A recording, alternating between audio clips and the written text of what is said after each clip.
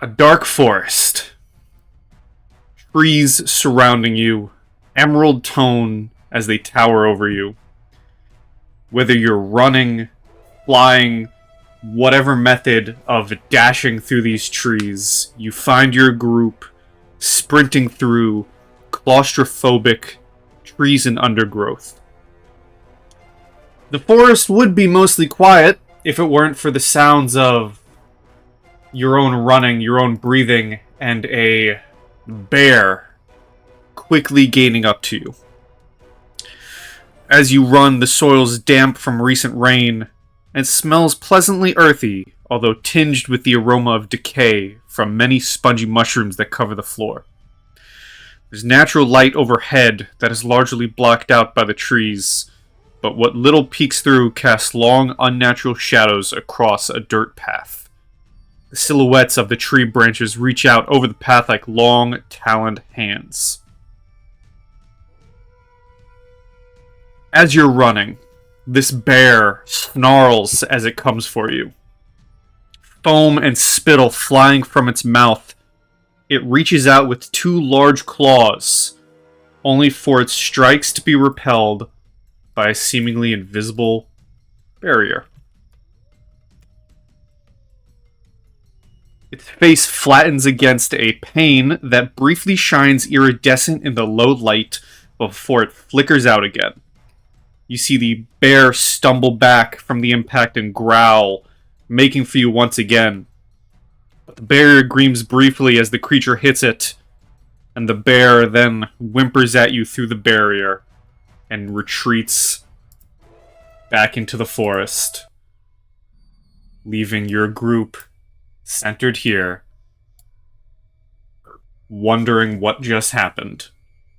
And as you stand there, in order from left to right with the roll 20 names, introduce yourself, introduce your character.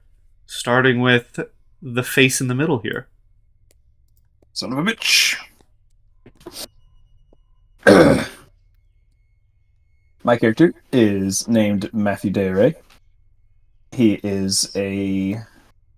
He's kind of filling the black sheep role in his wealthy family, even though that is not necessarily indicative of that relationship. It's just kind of what it is. He is a rich kid, but for whatever reason just wants to see the world a little bit, you know?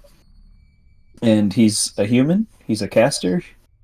He's relatively tall, 5'11", didn't quite make it. Rip. With black hair and decent looking clothes, and that's about it. Lovely, lovely. Next up, you would know that he is significantly closer to Vivian than the rest of you, despite us having been together for a while. And yes, you have been a party for a while, whether it's months, years. You've known each other. Fiametta, you're up next. Okay, Fiametta is a wee little thing. You would know her to be a fairy, but unlike in the photo, she wears a big hat, has a big cloak on, and you just see the large beady eyes sticking out of it. Very moth-like in appearance. Kind of right now resting, holding herself up with the staff after we were running very quickly away. And yeah. All right. That's it for now. Next up, Vivian.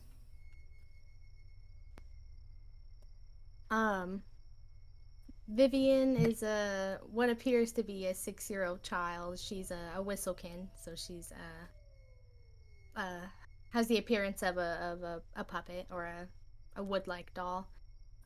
She was kicked out of her home after her parents found out that she was a whistlekin because she was quote unquote pretending to be their child.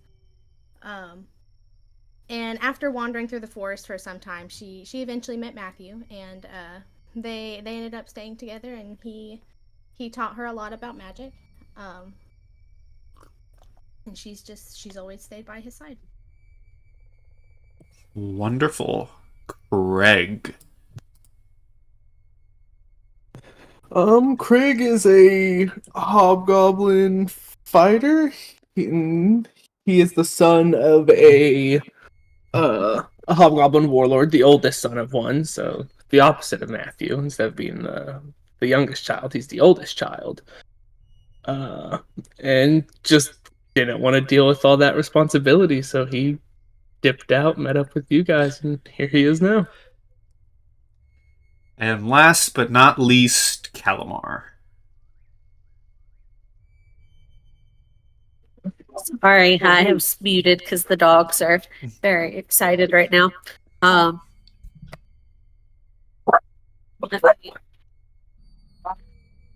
second. Hold. Puppy.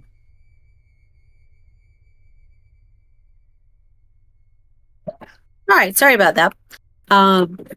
So Calamar is basically your standard pretty boy bard. Kind of goes wherever life takes him. I imagine he just I don't know. He came upon this group of people and was like, "Yes, that's what I want to do now. Adventure," and it's just been following them wherever they go since then.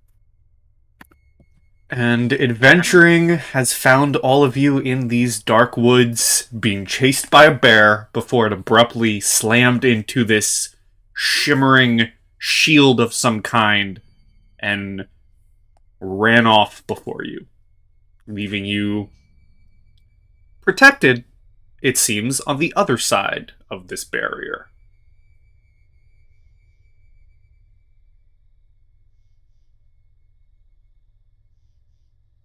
What would you like to do? Craig is gonna plop down right here on a log, and that was heck of an experience. I do not know where that bear came from. I'm glad it was slow, though. Everyone okay? Yeah, that was a grumpy bear. I don't know if we should be glad the bear is slow. I'm just happy that I was faster. And I'm going to go up and see if I can, do we see the barrier? You do. It is with the light that you have from just beyond the trees and the canopies. It does shine, and you can see the glimmer of this, translucent glass barrier or glass-like barrier in front of you. I'm gonna try to poke it. You poke the barrier, and it lets out almost like this, like water ripple effect. Nothing seemingly happens to you. Also, your finger doesn't seem to get any, unlike water, your finger hits the barrier and stop. It is more glass-like than water. Your finger does not move through the barrier.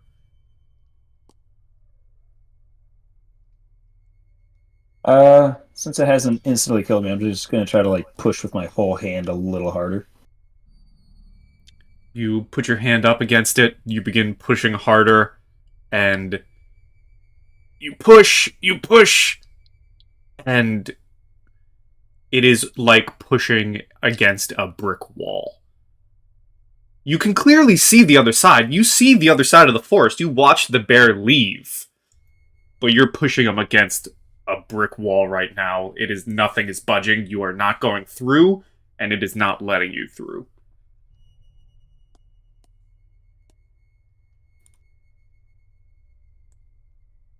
Well, I turn around and say, it appears that the blessing that this barrier was to stop the bear has now also trapped us. And he kind of puts his hands up don't know what to do now. And I will also say, if you can notice it on the map, while you were running through this forest, it has been raining, and you notice that the barrier completely cuts off the rain. The rain dead stops on the edge of the barrier.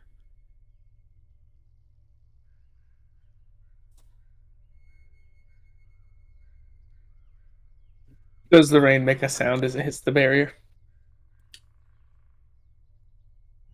No, actually. Mm.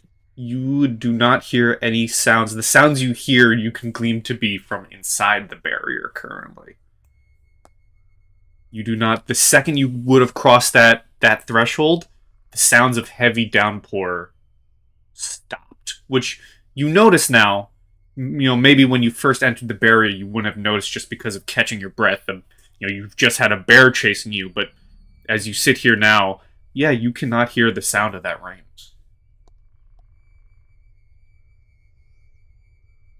Well, I guess we'll look deeper in. Do we see anything in the near vicinity deeper into the barrier? Give me a perception. First roll of the campaign. Oh. No pressure.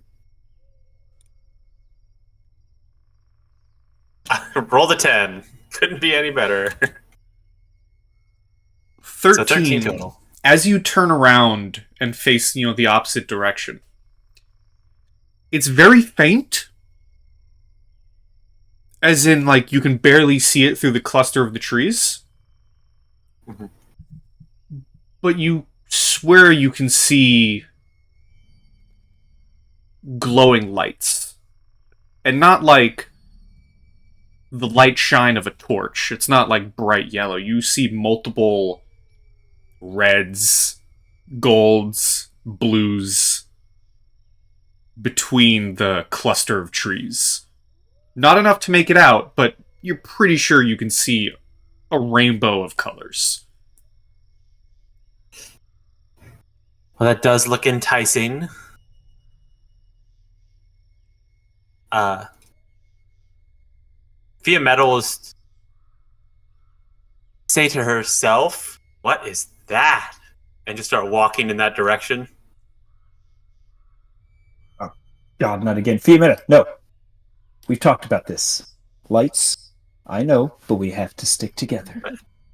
Okay, but, it's not a dangerous... It's so bright in color. No, it's very nicely colored. We don't know where this is. And it's a little weird that these lights are showing up when we've just been saved by a mystical barrier. What if Matthew made you a campfire right here instead? We don't want to get a little further from the barrier. What if the barrier's dangerous and we just don't know it yet? The barrier just saved us from a bear. As far as I'm concerned, the barrier is my best friend. Barrier did indeed save us. Is there it a covers decent... our backs. You can't attack us from the backside. There's only one avenue of attack. I think it's a good spot to camp for the night. That is true. What were you going to say? It kind of looks grumpy. Is there a path that or not a path, but like a kind of obscured path through the trees that we can try to get a little closer? Yeah, you can definitely see there is it doesn't look like a trail, but as described previously, through the thicket of trees, there is definitely what you could call a quote-unquote dirt path that seems more like a path than just forest floor. Or, the floor of a woods.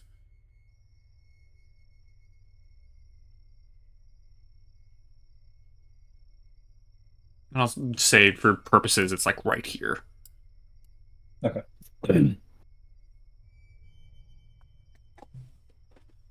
Well, unless someone needs to rest and replenish, I don't know exactly what we would be waiting for. I don't think this barrier is just going to dispel itself. I think in is our only option. We just can't run into it, I'm glad we talked it through. And Fiamet's going to start heading down the trail. All right, Craig. Well, you're the fighter. You know your position. Oh man. And And I'm kind of like doing one of those like light like shove taps to his back. What were you saying, Vivian? I was gonna say Vivian was gonna be following right behind Fiametta, going, "Yay! Like we can go see the pretty lights." Right. As everyone walks through this pathway, can you all give me perceptions, please? We're going to stay on this map for a little bit. My screen turned off. There we go. No, Derek. Hell yeah, brother. Good rolls. Okay. The low rolls are still going to see things. They're just not going to see it, before the others do. But as you walk through this pathway through the trees and get closer to these lights, eventually there's a break in the trees, and you're able to see ahead of you, a little ways ahead of you, an imposing, twisting, iron-wrought archway. Atop it, there are illuminated letters glowing red, blues, various colors, like neon, reflecting off the thick forest fog. For Vivian and Matthew, the fog is making the letters a bit hard to read, but for everyone else, through the night sky and full moon down above you, you can first hear the sounds of laughter and the smell of popcorn spilling out from this archway. And you're able to read this lit up sign atop this archway that blinks once, then twice, then a third time, as Calamar, Fiametta, and Craig are all able to make out the letters and the words, the Revelia.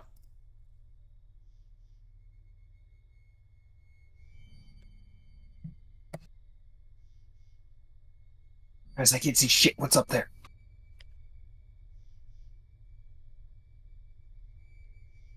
Some fancy sign says Revelia. Mean anything to you?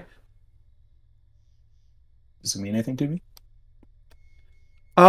You can give me a very hard history check. I believe. Oh. I will say with a 13, you may have heard tales or, folklore or whatnot, or, may have heard it as, oh yeah, like the Revelia is something you tell your kids to get them to sleep, or they'll be taken to the Revelia. It's like the Revelia pops in your head as, oh, this is a story. This isn't a real thing. Oh yeah, it's a story. I wonder if they're going to do like a player kind of thing. Something to mess with the kids.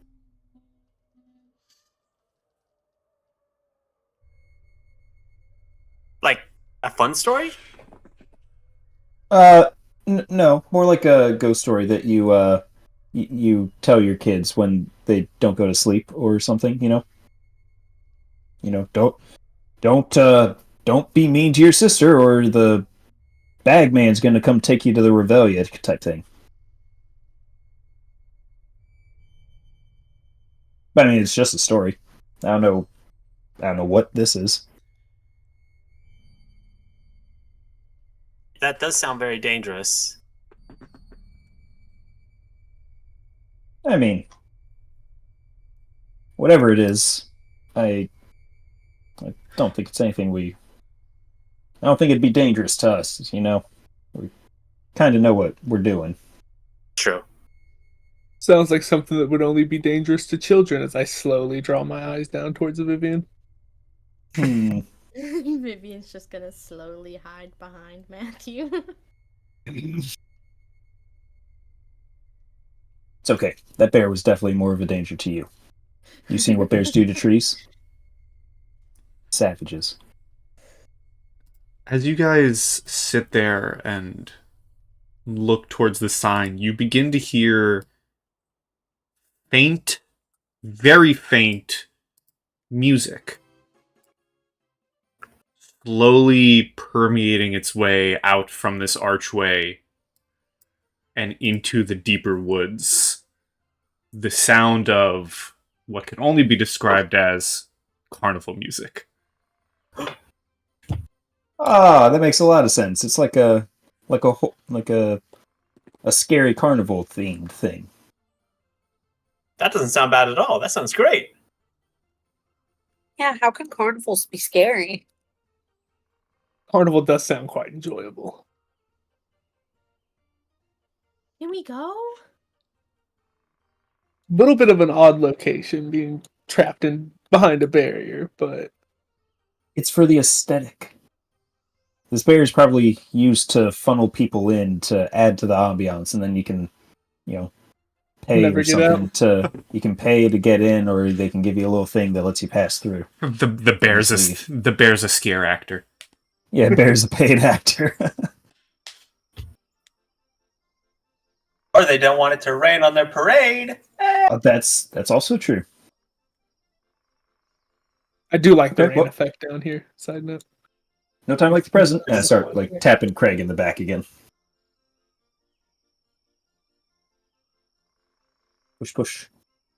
Push.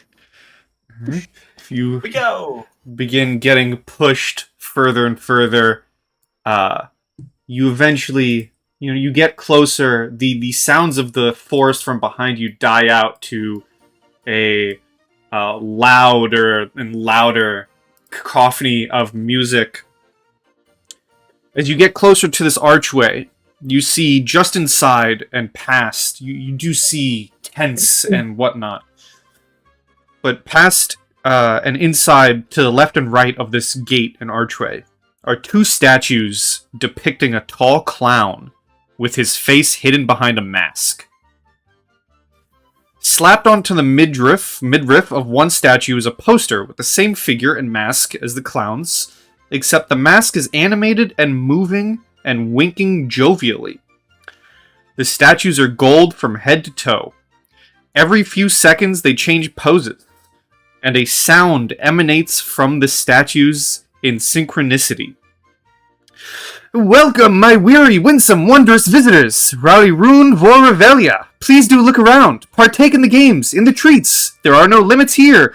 Whatever you can dream is yours. Just don't forget to smile. And as you walk in past this gate, you see before you is a wondrous, vibrant carnival. I'm gonna move us maps.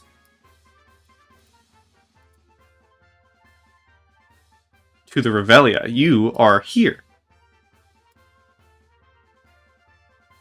You see sweethearts stroll hand in hand, munching on delectable treats. Creatures and persons of all kinds walk around with smiles on their faces. Laughter rings in the air. Strangely dressed clowns and jesters with brightly colored hair and outfits roam through the crowds. Everywhere there are many tents and buildings, most emblazoned with colorful signage. In the distance, you see a huge red tent loom at the center of this carnival, its spires piercing the misty veil overhead. You also catch a glimpse of a glittering Ferris wheel. Both the tent and the wheel, however, appear hazy, almost as if they're mirage-like. As you're walking in, you see out of the corners of your eyes, half hidden behind a nearby tent, sitting on the ground with an arm around their waist as they beckon you, is a humanoid figure.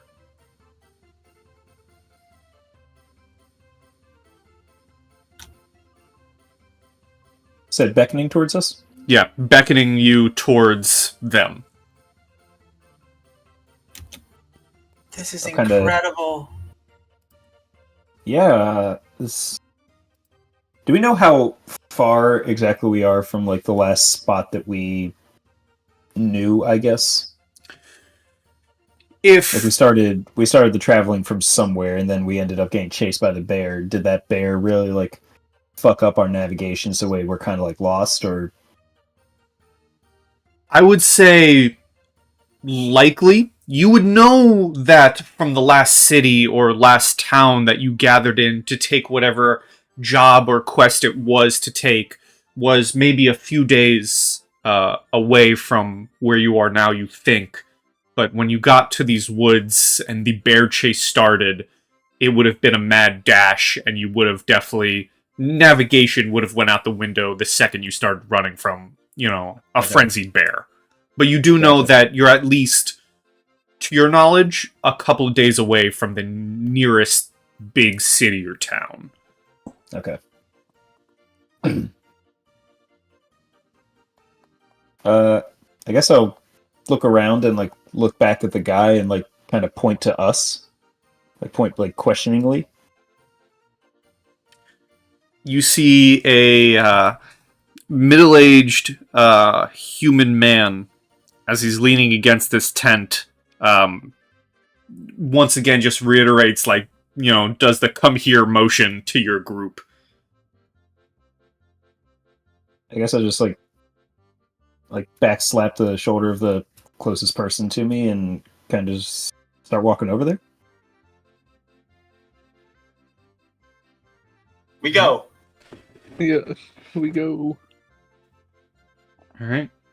You all approach the backside of this tent where, again, you see this middle-aged human leaning against this red velvet tent.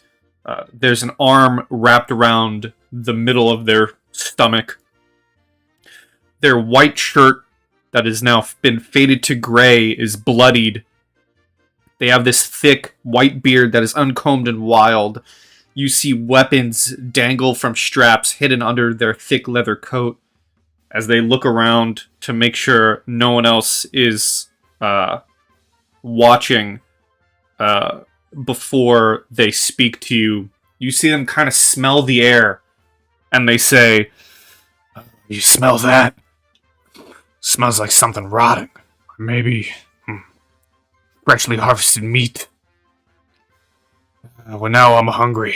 Once I stitch this up and give you the lowdown, I'm ready for dinner." And he looks at your group. He kind of waits a beat for you to really gather in closely. And he says,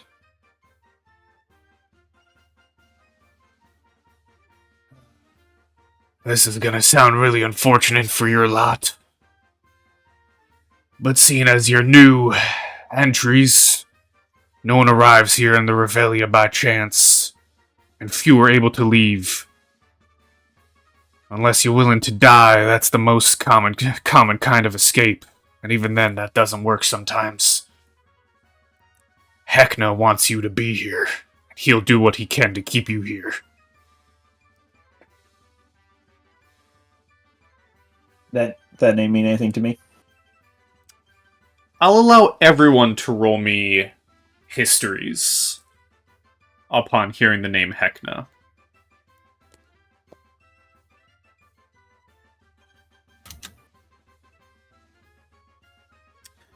Vivian and Matthew, you think on it, maybe, Matthew, you definitely perhaps have heard the name in conjecture with the stories of the Revelia, or if you haven't heard the name before, you've definitely heard the mastermind, or, the mastermind behind the Revelia. For Craig, Calamar, and Fiametta, now that you know more, now that you've heard Matthew mention the stories and are here proper, I'll say, Craig, that you probably have heard the stories as a young hobgoblin too, same with Calamar being a bard, you've heard the stories. You've definitely heard of the mastermind behind the Revelia, and now that you've perchance properly heard the name in a setting that isn't a book, you go, "Oh yes, Heckna. That is the mastermind, the ringmaster. He is the ringmaster of the Revelia. He is the jester of the carnival, the one who sees over it all. Fiametta, you have that same knowledge, but because I read your backstory earlier that you posted, yeah, how you say to yourself, how could I have not known this before? This is Heckna's Revelia. Yes, I know this. And maybe there's a bit of excitement behind that too, despite hearing you can only leave if you die. More time to find stuff. Yay! Do you actually say that out loud? No. She does like light up at the name Heckna though, and start looking around. No one else interjects. No, go for it, Chief.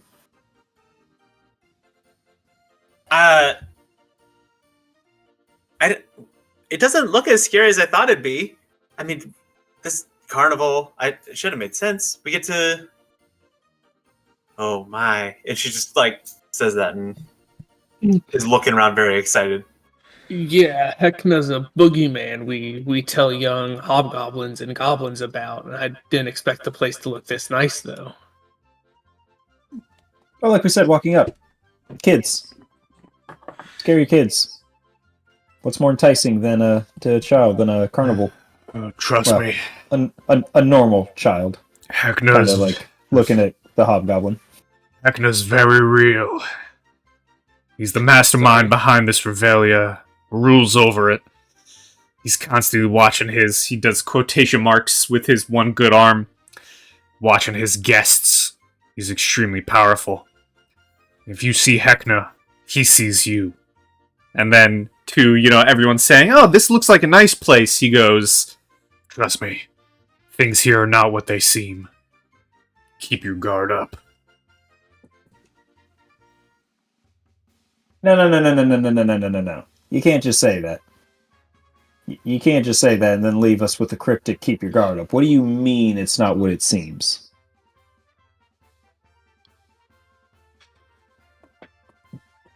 Does it have anything to do with your pouring out insides? You don't look great. Do you need help? Do you need help with that? I think we have some healing stuff somewhere, and I'm like start rummaging through my bag. This is what happens when you try and take the fight to Heckna. And you might eventually think that's the best course of action too, but I've heard rumors that there's some sort of vehicle that can pierce the boundary of the Revelia.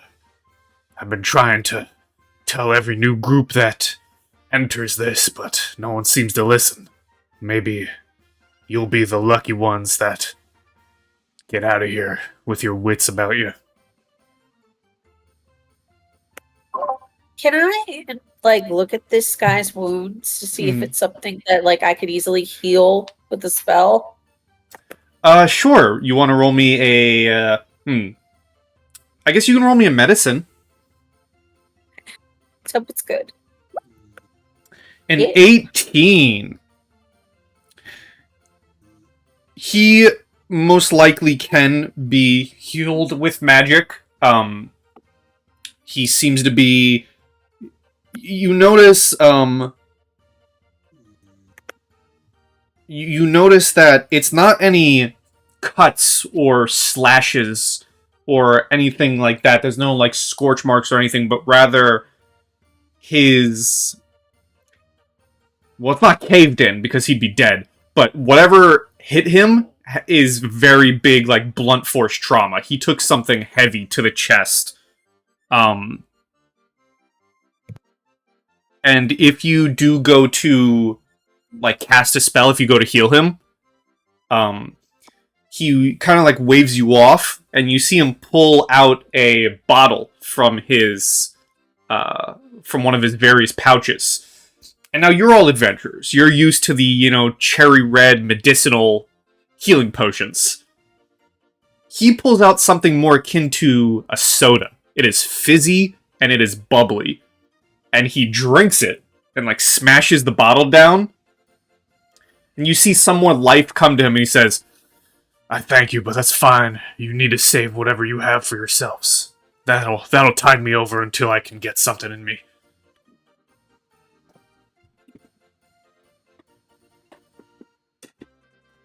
So, sorry. Go.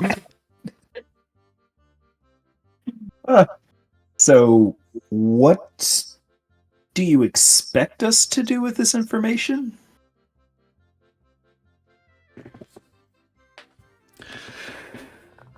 Stay alive. Make friends where you can. Only with those who you can truly trust. If you need someplace safe, the hostel is relatively... The food sold in the food court is, he kind of like thinks for a moment, mostly safe to eat. That's all I can say for now. It's much too dangerous to stay here any longer. Find me at the Lost and Found if you can make your way. And he kind of like does a flip of his long coat and begins to kind of hobble walk around the other side of the tent away from you to head Wait, deeper. which way's the Lost and Found? Rather jokingly, he says, "You'll find it." This fucking guy. As he walks away, he said it smelled like death. I'm gonna take a giant inhale of air and see if I can smell anything other than carnival stuff on the air. Give me a perception, if you will. And do the same just for gigs and shiggles. Yeah. Right.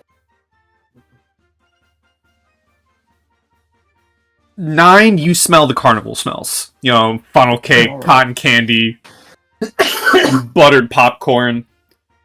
Craig, you know, take a big whiff. You do get all those scents within you. You know, the buttered popcorn, the soda, the smells of a carnival. But there is a faint whiff of decay or something rotten. Whether it's meat or you're smelling like the essence of something evil, you do have a faint whiff of, oh, that's gross. Maybe there is a faint, gross smell on the air. I mean, it's a carnival. They gotta put trash somewhere, and let's be honest, people are kind of gross. Maybe. I don't know. I can't unsmell it now.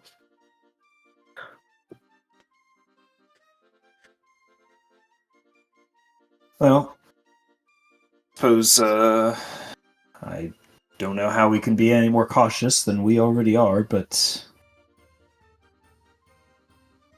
I don't know where should we go? Should we just walk around and see what there is to see? You guys, for purposes, I'll say this red tent here that I'm pinging would be the one that you would have went behind to talk with the figure. And then otherwise, you know, you would have walked off the main thoroughfare to the tent. So you can still see the big entrance that you can easily walk back to. But I imagine for now, unless you guys say otherwise, you're still huddled around that tent. I am gonna say, hold that thought actually, and I'm gonna try to walk out of the gate. Sure. You turn on your heels and walk out of the gate. And you are allowed to do so. Okay. What was that? I was going to say, if you continue walking, you know, you leave the gate and just continue walking a little bit, you would eventually run back into that barrier, which stops you. So the barrier has not moved. No. That's what I was looking for. I was trying to see if it was going to ensnare us inside, or if we still had some movement. I return to the group and I'd say the barrier's still there, and it seems we can at least leave the carnival itself. So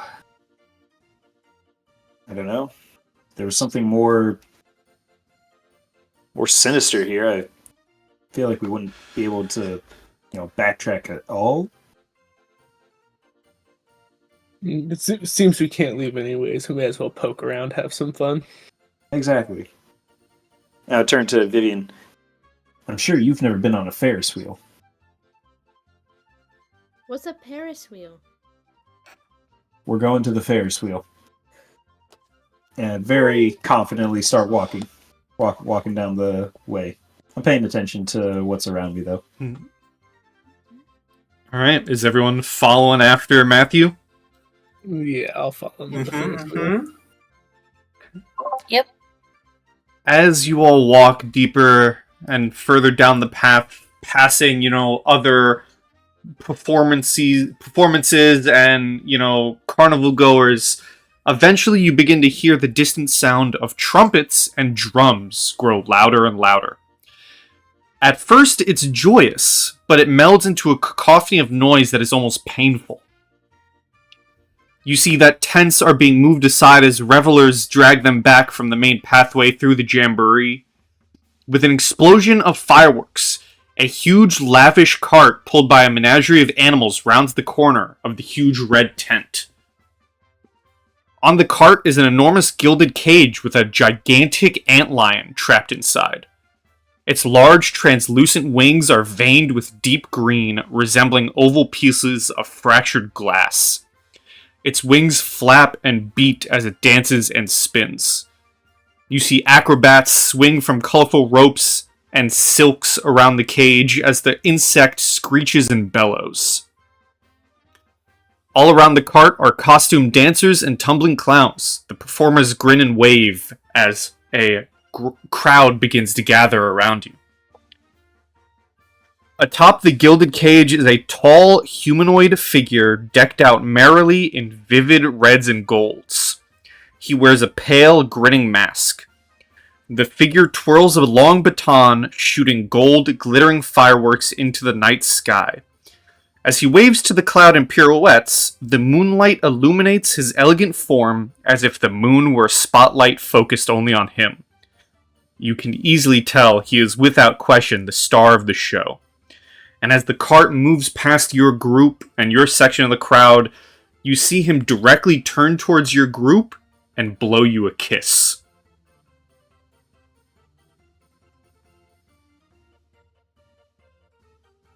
Do we see other people? See that? Yes, there is a crowd right now. There's a whole host of people around you. Like patrons, like people who are here like to be entertained, not the entertainers. Yeah, okay. You've seen a bunch of people, buying goods or walking around. For purposes of this place, it is like a packed, like county fair, a packed carnival. Gotcha.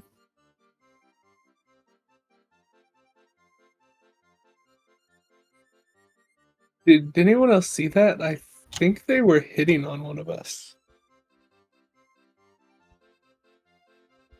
Calamar's gonna blow a kiss back. You see the figure atop the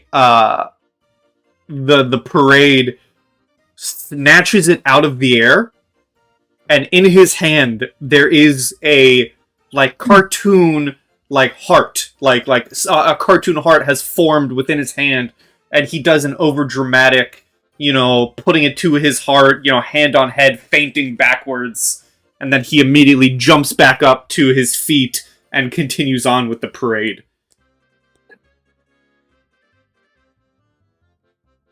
Huh? He sure knows how to win some people, I guess. Pretty impressive, honestly.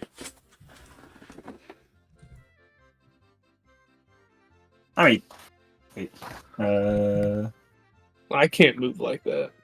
I mean, I can do that, and I minor illusion the same kind of thing in my hand. Alright, you minor illusion the same cartoony heart. Yeah, just visibly worse. Like a very, an obviously unpracticed version. Just something, leave it okay? to the professional pals. The professionals, pal. You know, I could have been paid to do this. Maybe in another life. I mean, if we can't get out of here, maybe you can ask him about a job. That's true.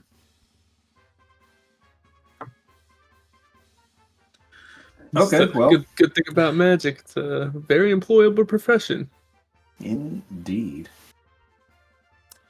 Okay, continue on the way. As the parade passes you all and continues down, you can hear various oohs and ahs from the crowd. One thing that catches your ear, all of you, is some of the crowd seems to be expressing surprise at which pet is now the favorite. You hear someone in the crowd shouting, "I told you Snout's the favorite. You owe me 10 tickets, sucker!" And people are, going back and forth on the parade's looks and likeness. And as you kind of clear your way, you see a figure dressed in shabby black and white polka dot suits with scuffed red boots and a cotton candy-like hair, riding a unicycle approach you. And as they approach you, they wheel up to you and in an excited tone says, "Oh, hello, new visitors! Welcome to the Revelia. Welcome to the Jamboree. I'm Pinky. I can be your guide here to the Revelia. I can show you where places are. If you have any questions, I can answer them. Oh, it's so cool to see new friends. So cool. So rad. So awesome." And she is a non-stop bundle of just excitement and joy at seeing new faces in front of her that it would almost be a challenge to get a word in right now as she gushes at seeing new people. I don't think we need a guide. Most of us have been to carnivals before. I think you'd be wasted on us. A little bit of personal space would be nice. As I kind of step back away from her a little bit. You say that, and you are met with the exact opposite. As she wheels up to you and says, "Oh, but I want to be your friend. I want to know more about you. What's your name?" And she forcefully grabs your hand and begins shaking it. "What's your name? Where'd you come from? Who are you? Let me welcome you to the Revelia." No. And I'll spin around her on her shoulder. I'm gonna point out the first kid I see. No, see, they right there. They need the experience, not us. Wait, this is magical for them. This is just a commodity to us. Look, they need you. You hear, as you spin her around, you hear a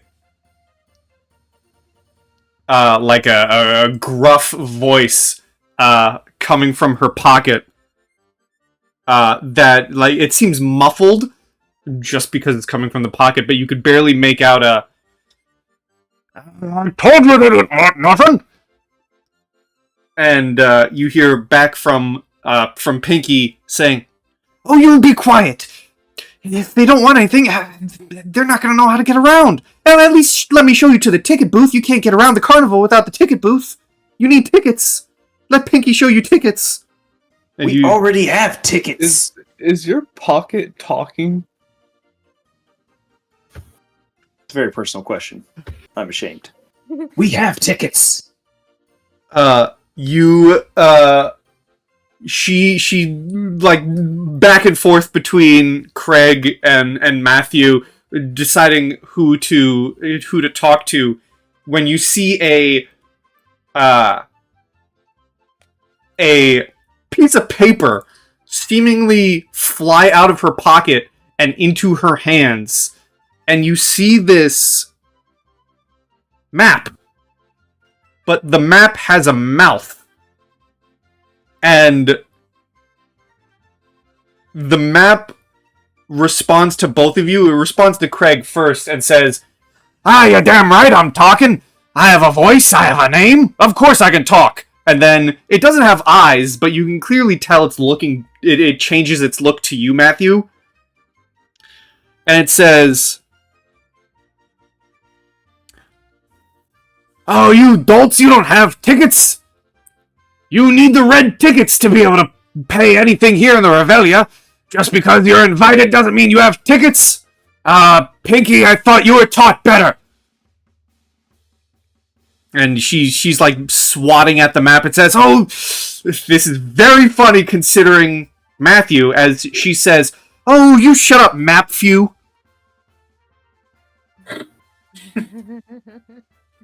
How dare you? My mother gave me that name.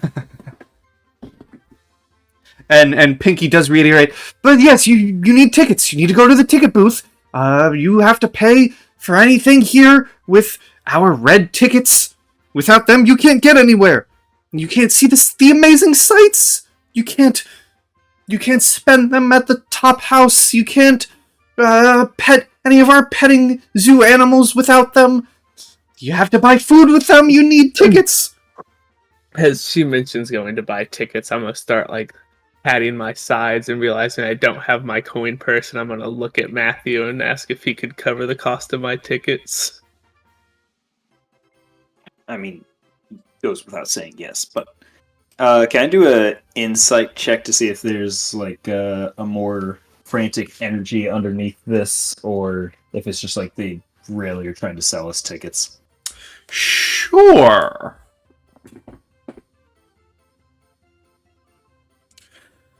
$15. There's definitely something that is unnatural. There is a part that, they're trying to get you. They want to guide you. They're trying to sell you tickets. They want to show you around the Revelia. They want to be your tour guide, but a little bit of it seems forced, like, quote unquote forced. Yeah. Yeah. Okay, well, tell you what, we're not really the guided tour. We're not really guided people. Can you just show us on your little Mr. Map in your pocket where we can get these tickets, and then we'll just... You can find someone who it'd be a little more engaging for them. Actually, you don't even really have to talk. You could just let the map show us. You could also just let the map show us. Before you can even say you don't have to talk, she's flying into a whole spiel, and she's pointing at places on the map, poking at it, telling you, like, this rapid paced, here's here, here's here, here's here. Like, if you need to rest, the hostel's safe. This is where you can get the ticketing booth. New guests get tickets for free. And you can get food here at the food court. And all the while, Map Few is like, hey, stop poking me. And at least hearing that the hostel has been declared safe by 2 weird people now, I would like to make a note of where that is on the map. Sure. If you guys are here, you guys have walked in for a little while, the hostel would be this building. Of course it is. And as, she finishes her spiel and points you towards the ticketing booth, you see that Pinky and Matthew like pull to the side a little bit and seemingly get into like a whispered argument. All of you can see that it's a very comedic sight. She's trying to shove him back into her pockets while Map flaps and twists dramatically to try and escape their grasp. As you kind of watch this in bewilderment, the argument seemingly ends with Craig and Matthew. Can both of you roll me a d20? Yep. Just flat d20, please. I think 7 is lucky somewhere. Oh, well, 8 is one higher. You see Matthew flies out of the hands of Pinky and lands within your hands, Craig, and says, Hey, how's it going? Matthew, I'm gonna stay with you for a while. as Pinky turns and, like, pouts and says, good luck with that one. Don't forget, make sure you grab your tickets! As they smile, almost like warningly, they smile and begin to ride off on their unicycle. I was just about to ask if we could just take the map and go. I'm glad. I'm glad you decided to just come to me.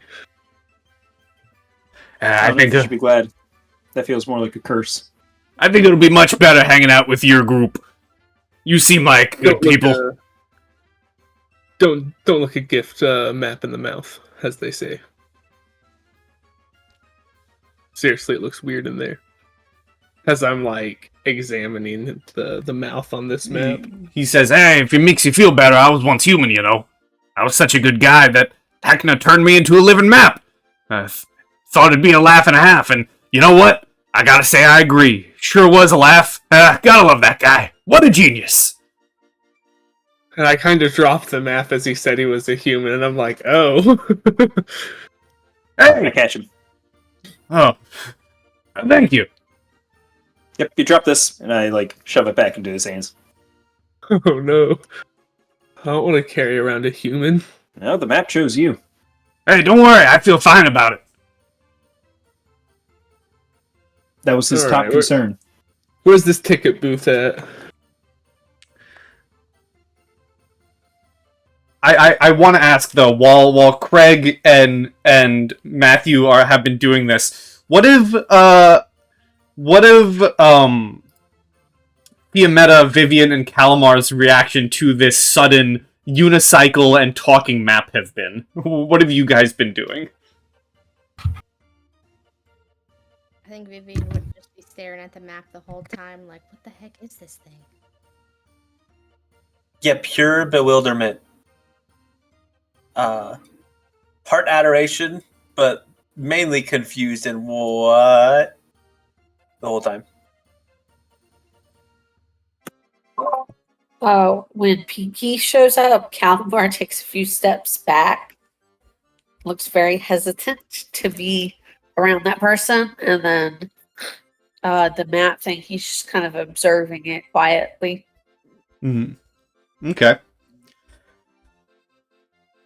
As you Probably also looking at his surroundings to see if he can see anything or notice anything interesting. Okay. Do you want to give me a perception? Yes.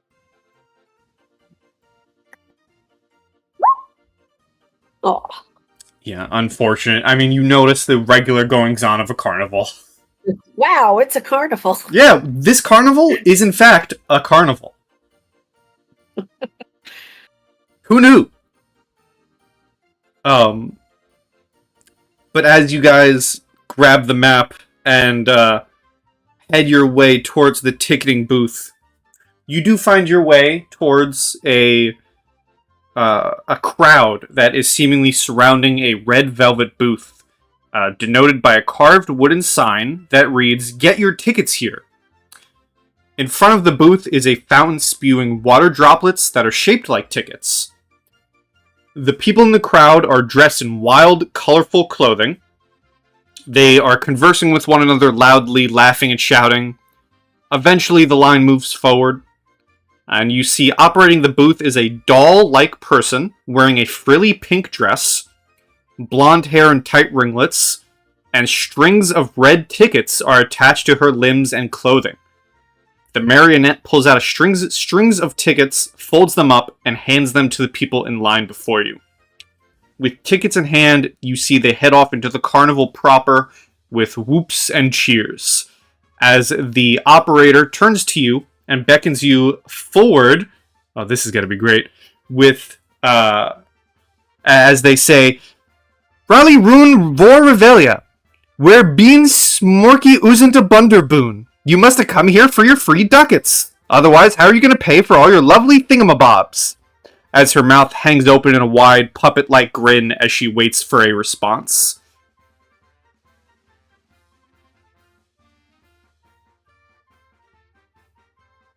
Did any of you understand that? Because I definitely did not understand any of that.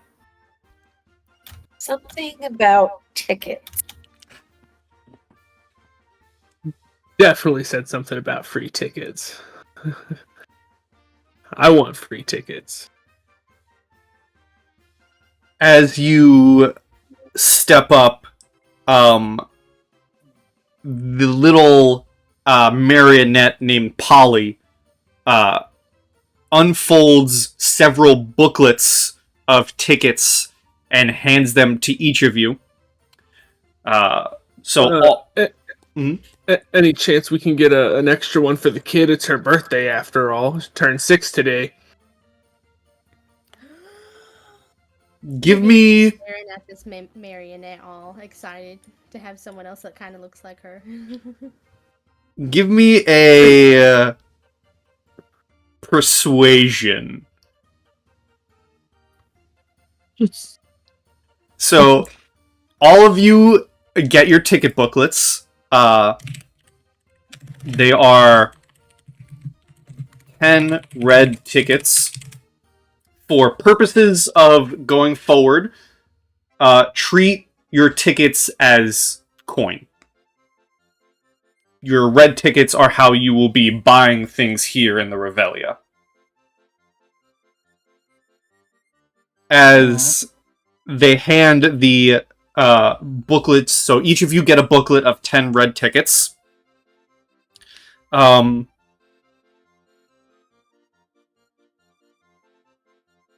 She kind of like fritzes out for a second and goes back to her original programming as, saying, hey, can we get extra tickets for the little one? As she, says, oh, sillies, you already got your tickets. You'll have to go and ask Heckna if you want more. Even for the little birthday girl? Whee! You see she seemingly begins repeating the sentence.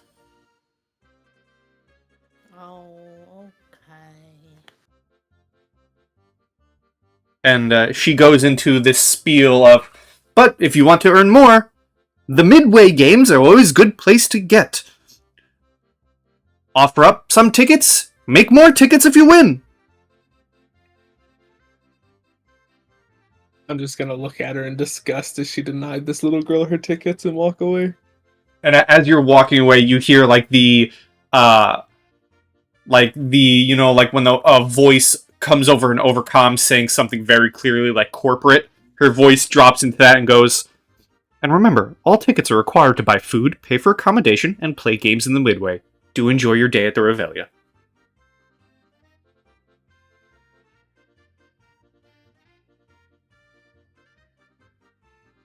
Well,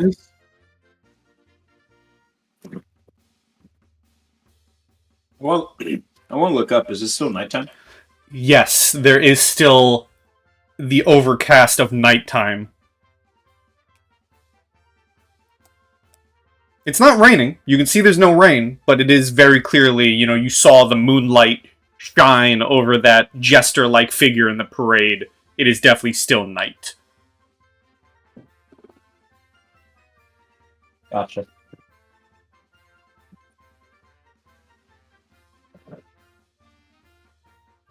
What would you like to do?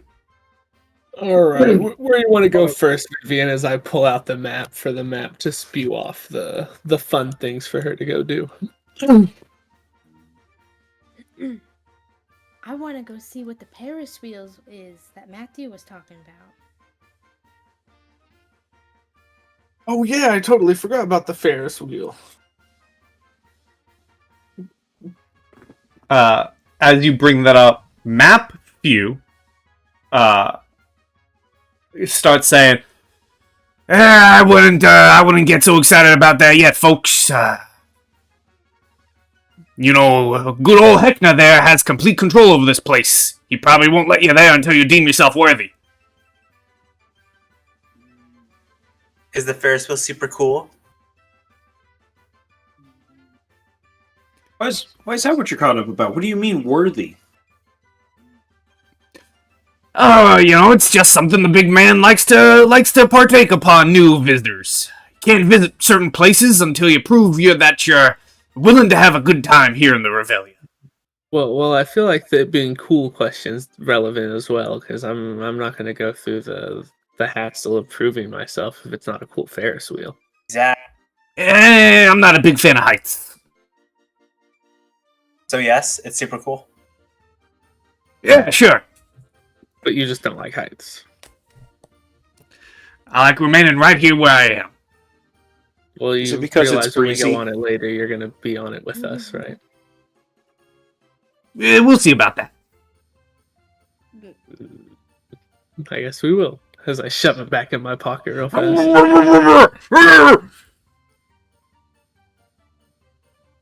You just hear muffled shouting. All right, well, I guess... Wait, so some of our tickets aren't good? Where should we go? Oh yeah, I don't even know what's fun around here. I'll pull the map back out. Oh, now I'm important again, huh? Yeah, so if we can't go do that, what can we do? Well, there are plenty of games at the Midway that you can partake in. I'm sure you could find some fun there.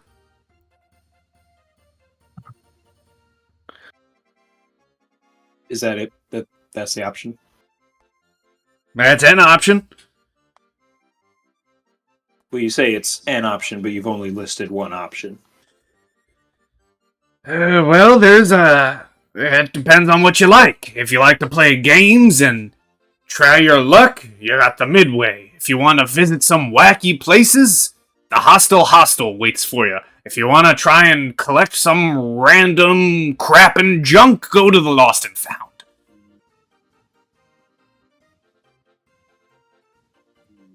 What all games are there? Like games of skill? You get this, like, if Matthew could point, he'd be pointing right now, as he points to the map that just has, exactly what you're seeing. There's no names on it. And he says, And now, does it look like I know the exact games? What was your favorite when you were a human? The one I remember, Dead Ringer. That was always a fun one. Well, maybe this carnival isn't nice, guys. What did he say? That's out of character. I actually didn't hear you. Dead Ringer. Unless Dead you were Ringer. talking... Yeah, that's the name of the game. Okay. How long ago were you turned into a map? Do maps Well- age differently than humans? Well, I've been helping people find their way for quite a while now, so... At least for some time. Like of course. more or less than 50 days. Probably more. Has it never turned day? Is like the carnival at night always? Give me a persuasion. Fiametta looks excited at the prospect of always night. Does this thing even have eyes as I start looking around? Oh no, it's just a Looking over mouth. the map. It's just the 15. mouth. 15, he says back to you, Heckna likes how the moon looks upon himself when he struts about. So that moon, and he does look up, he just doesn't have eyes to look up, says, that moon there, stays up all throughout the carnival. Sometimes it changes, sometimes it stays the same, and currently it's like a half moon, like a crescent.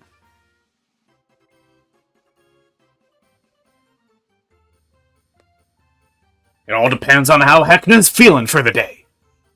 That's what I was telling you about, his utter control over this place. So what is he, like a werewolf? He's the ringmaster. He's the one who runs the Revelia. I'm just confused what the moon's got to do with it, that's all. He likes the Fair enough. spotlight. Have you ever that guided makes someone sense, that makes sense. out of here? Mapview starts laughing like, "Oh, why would I ever do that? Everyone who comes here wants to stay. It's fun. No one wants to leave. Why would you ever want to leave the Revelia? You're almost as good a jokester as Heckna." Do you think Heckna would be happy if he heard that? Well, I'm already a map. There's not much more you can do. I mean, yeah, that's fair. We could bring you with us if we leave, though.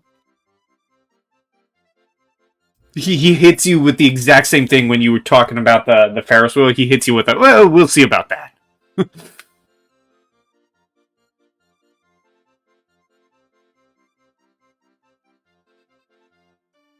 Okay, well, our options are weird game or weird house. Anyone have any preferences? Games? I guess games. I'd like to play games also. Easy jigsaw.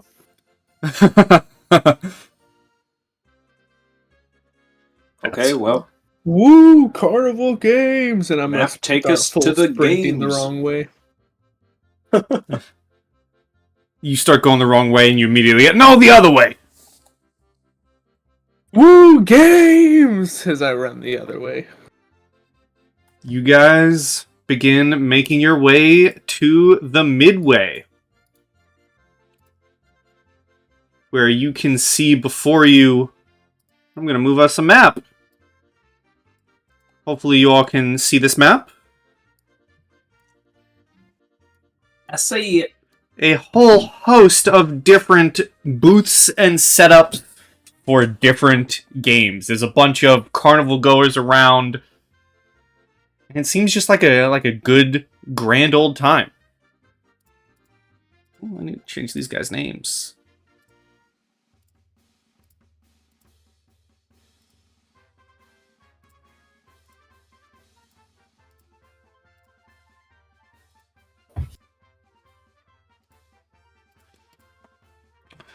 As you approach map view, with one edge of his map points out a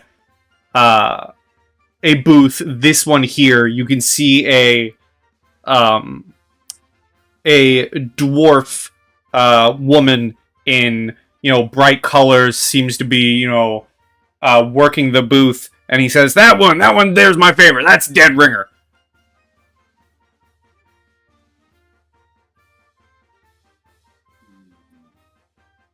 I'll Which one? tentatively walk to Dead Ringer. He said it was this one over here. Which one? This one right here.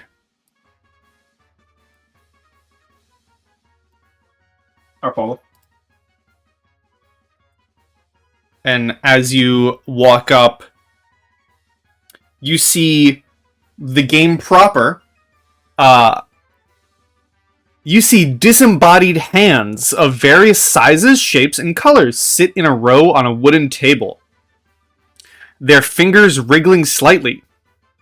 Sitting on the side of this booth is a dwarven woman with a luxurious beard threaded with ribbons and little sculptures of various foods. As you approach, she sees you all and says, "Oh, welcome to my game. Welcome to Dead Ringer. If you'd like to play, it is one red ticket for 10 rings. All you have to do is throw as many rings as possible onto the fingers of the hands."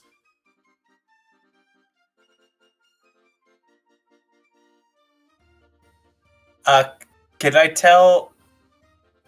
I assume the hands are real. Can I tell what they're from? Give me a... I'm gonna say survival or medicine.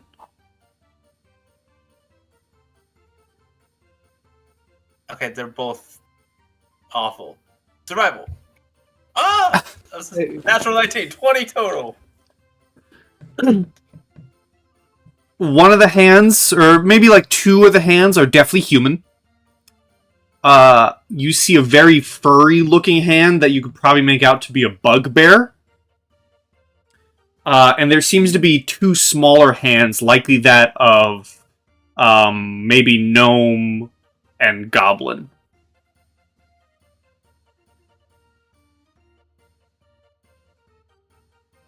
Well, I could try. I'm not super good at throwing things. But what's the worst that could happen? Well, And she'll gladly present a ticket. if anyone wants to play, it is 1 red ticket for 10 rings. Well, when in Rome. No. Pull out a ticket as well. All right. The other three of you watching the game? Yeah. All right. 9. All right. So, the way this works, you have 10 rings, so you have 10 chances. For each successful ring on a finger, you gain 1 red ticket back. The way this works, for each ring thrown, you're going to roll 2d6. If the result is the same on both dice, the ring successfully lands on a finger. Oh. If you have proficiency in sleight of hand, you roll 2d4 instead. Yeah, I got that. I don't either. So you each have That is a bummer. 10 tries. So if you want to roll your first set of 2d6, both of you. Sure, here we go. Nope. Miss. We'll count down. So that's your 10th. We'll go to your 9th throw. Or we'll go up. So that's your 2nd throw. 3rd throw. 4th throw. I don't like this game. Are these magic rings?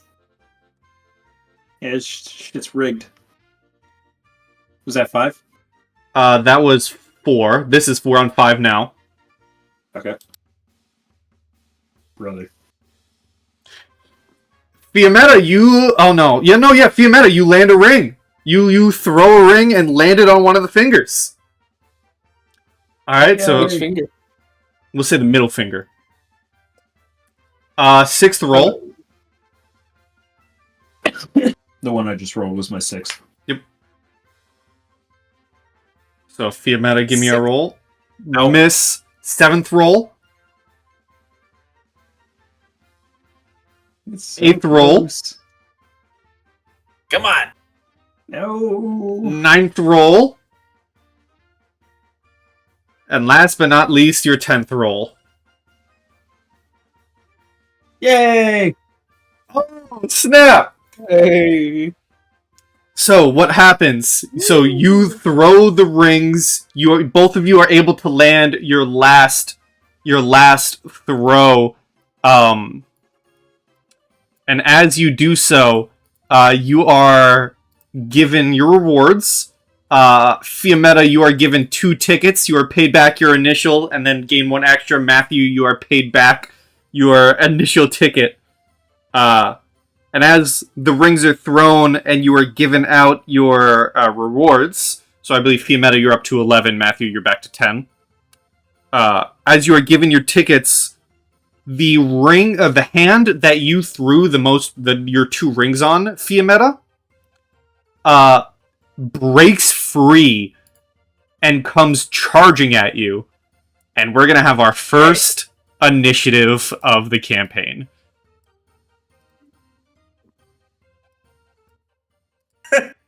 Okay, yeah.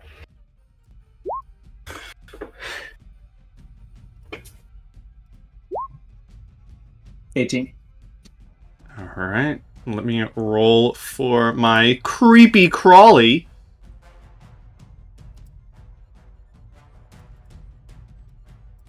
Let's see, we are missing Vivian. Oh, there it is. I was looking for the button. Who has higher dexterity, Matthew or Vivian? Probably Vivian. I have 1.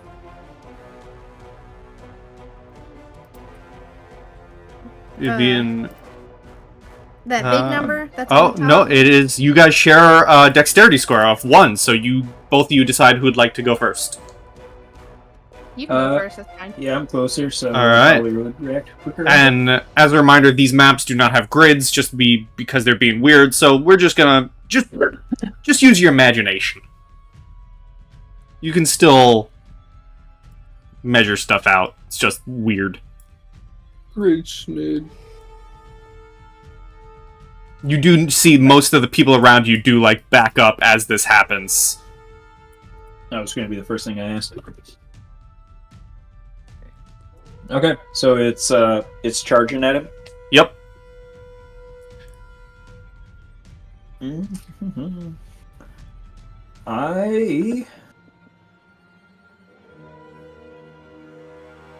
Is it on the ground or is it like jumping? It is jumped onto the ground. Okay. I'm just gonna walk up and like try to step on it. Okay. Just a big old curb stomp.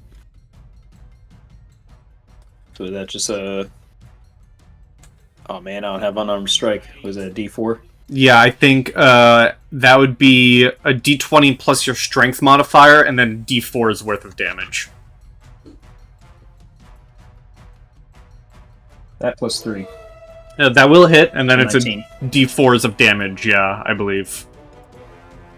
Well, hey, you stomp on it. You stomp on it, and like a spider, you know, it does that curl up for a second, and then immediately spins right back to life. What the fuck? And I like step back. Okay. I'll say just, due to the grid, you can step back and not have taken you'll still be within its threat range. You won't have taken opportunity attack. If that is all from you... Yeah, that's my turn. Vivian, this creepy, crawly spider hand is charging at Fiametta. I think she tried to hit it with her sling. Okay.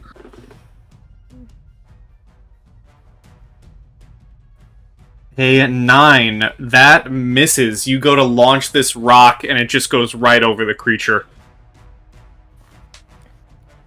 Dang.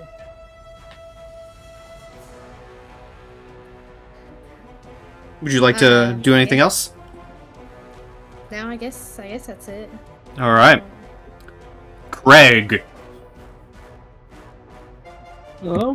I will run up on this hand and try to take a slash at it with my sword.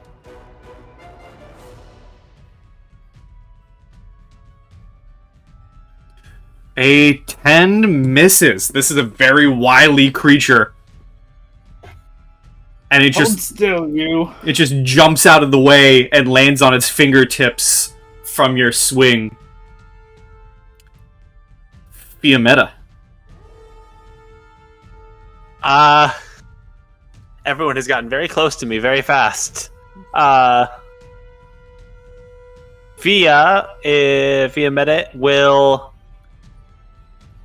kind of flap her wings a bit and fly away as much as she can, but knowing that it's really close. And have you ever seen an atlatl be used? That's how she kind of holds her staff and the lamp glows and she throws a little ball of fire at the ground in front of her. And I'm going to manifest Scorch in front of me, which does go straight into the tent, I would like to say. But everyone's standing right in front of me, so she's not the smartest. Is this thing flanked right now? I'd say yes, but even then, Craig rolled a 10 and a 9. Oh, yeah. I was just Okay, wondering. let's see if I coded everything right. No. So it's got to make a 15 dex save. 15 We'll take 7 dex fire save. That's a nat 20. Okay. Well, it nimbly hops out of the way, but now the whole It does take tent half. has yes. And we round up here. And then did I? You blast the creepy crawly with the fire, and it goes up in flames and dies. And as I don't... Hmm? Oh, there we go. Never mind. I'm good. I didn't see the thing. As the tent kind of bursts into a little bit, a bunch of people go and like douse it with water. Eventually, like it's not quick or it's not slow. Like it very quickly gets put out. And you see the dwarven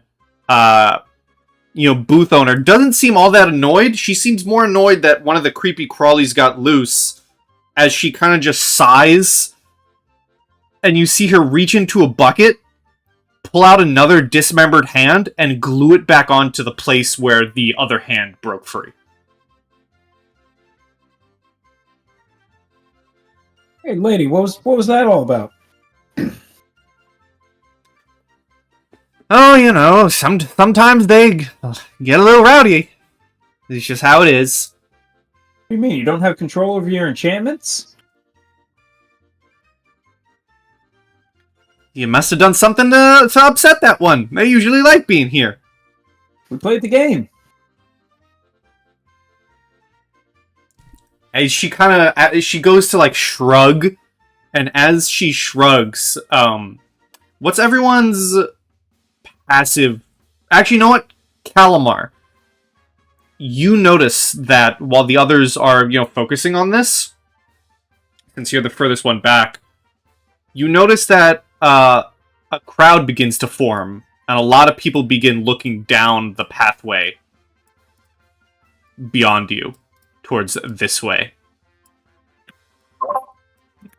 Just kind of like join in on the crowd to see if I can see anything. While the others are busy, you do notice, you see from this crowd, this dense crowd, a very tall and slender male figure. The same figure you previously saw leading the parade.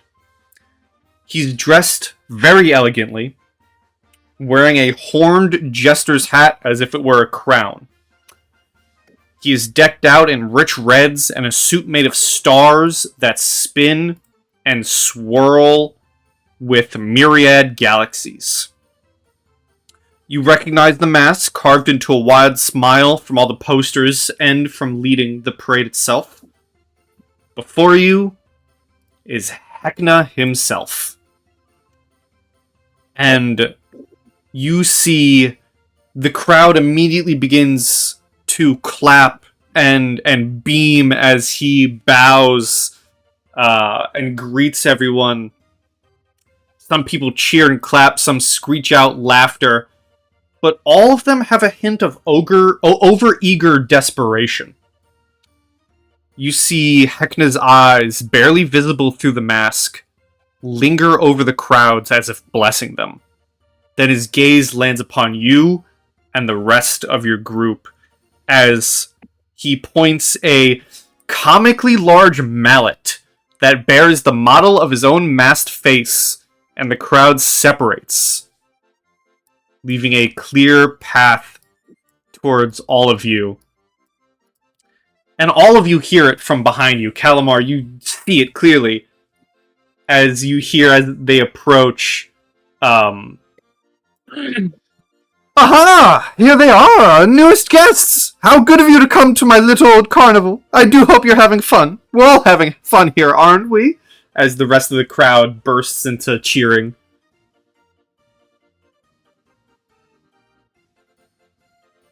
I guess since excuse me. I guess since Calamar is the closest, he just kind of a little bit nervous. He's like, "Oh yes, we are having a lot of fun."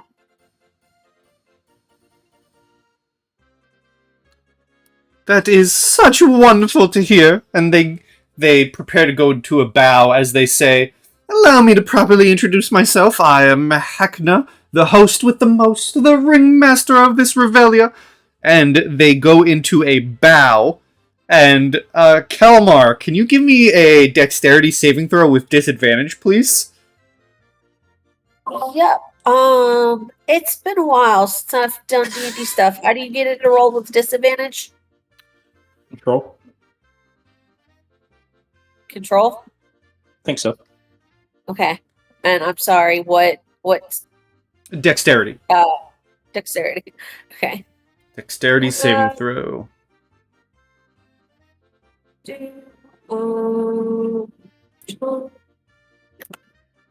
There. A 9.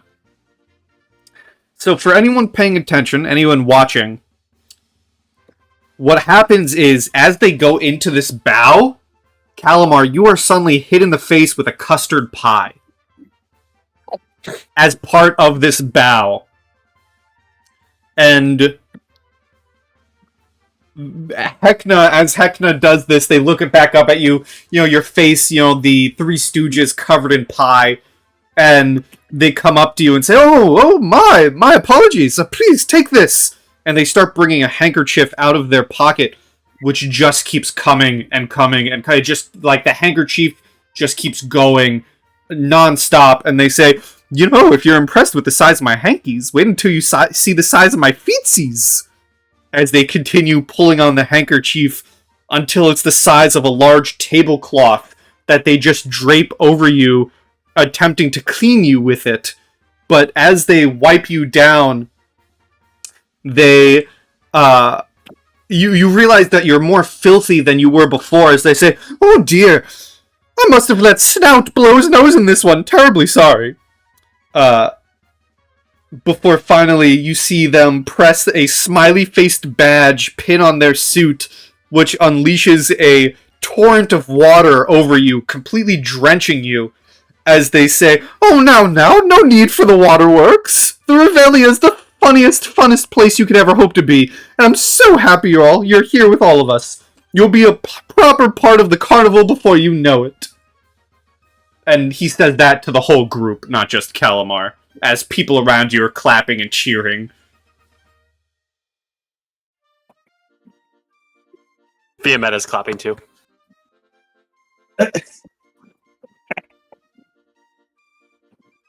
Craig is laughing at Kalmar. Not clapping, but he's laughing at the whole ordeal. Glad that he wasn't closer. Which... I'm going to walk up to Kalmar and start using prestidigitation to clean the stuff off. Mm-hmm. Thank you. Yeah. Kalamar's just kind of standing there like, You can definitely clean the rest off while, most of it was cleaned off from the absolute torrent of water. Yeah. But you are able to prestidigitate whatever remains off. Yeah, clear the bits and then start ripping the water off and fixing their hair and everything. Mm-hmm. That was some good magic, but I wonder what do we need to do when we're ready to go home?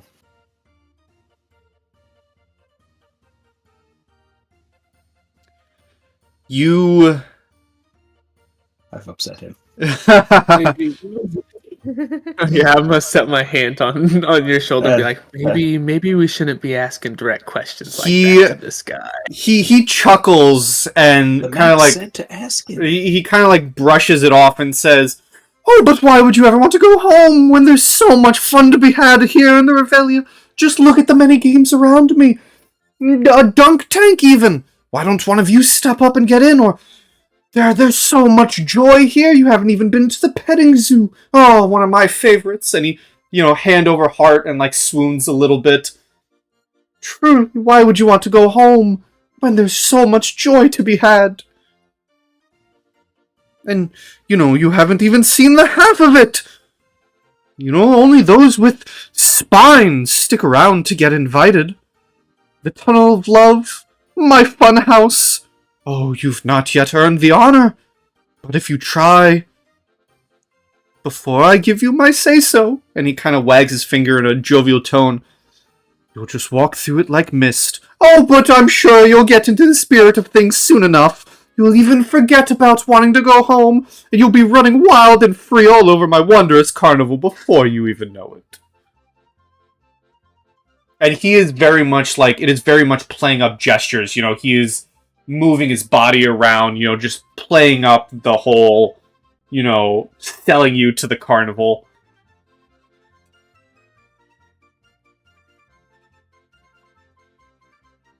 Well, I could understand wanting to be here forever, but what about we've met a few individuals who don't really seem to.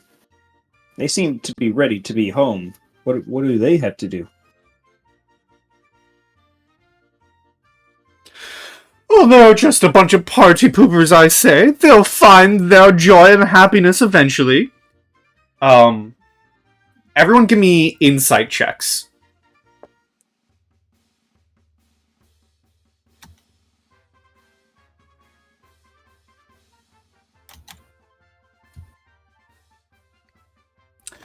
Matthew, you got the highest. As he says this, he goes into reaching into his pouch. Or, no, he doesn't go reaching into his pouch. He goes into this manner of, pushing you along, getting this conversation done with. Not wanting any more questions to be had. As he does reach into his pouch, and you see a bunch of red tickets go flying as people scramble for them. And he looks at your group and says,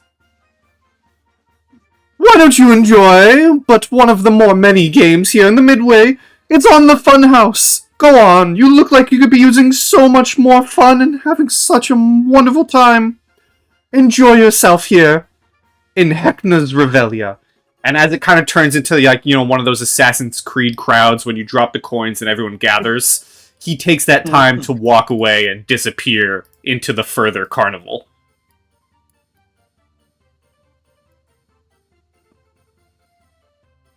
He's funny. In conclusion, this is not a good place anymore.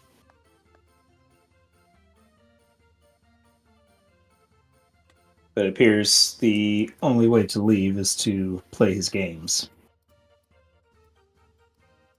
Well, I mean, we both won the last one. Shouldn't be that bad, right? Was that winning? We got into a fight with a hand. Oh, well, that wasn't part of the game, though. Maybe. Do we actually see the tentacles out in the dunk pool? No, those would not be there. Okay. What do we see the other ones to be? So as you look around, you see Dead Ringer, which you've already participated in. You see the dunk tank.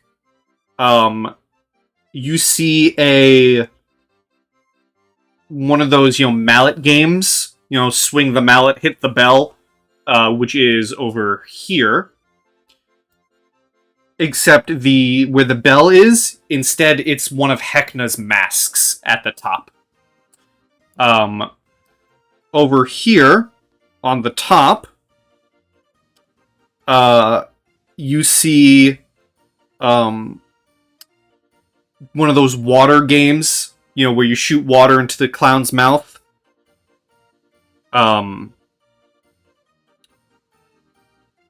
Give me a perception, Matthew.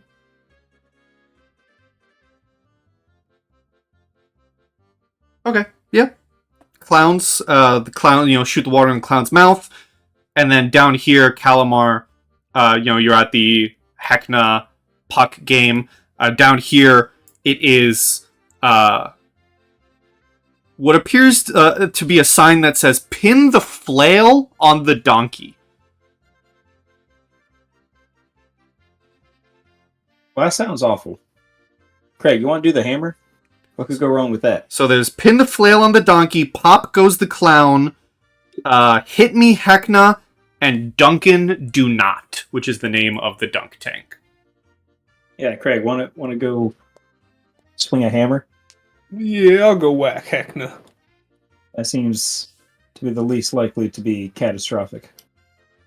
What's the worst that could happen? All right. All right.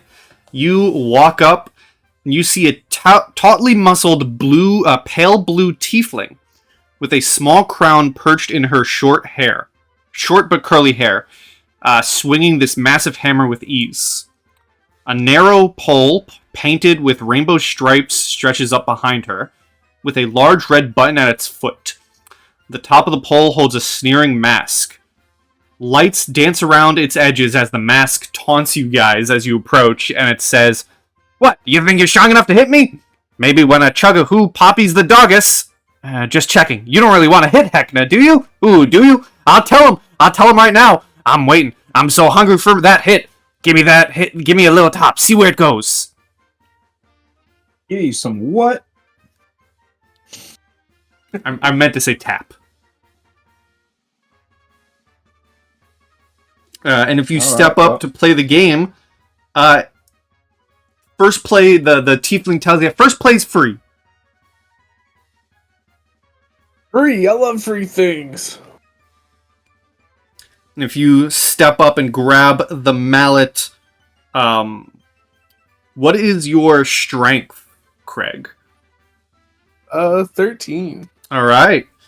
You are able to pick it up with ease. To hit the mask, you must succeed on an athletics check to strike the button hard enough. So roll me your athletics.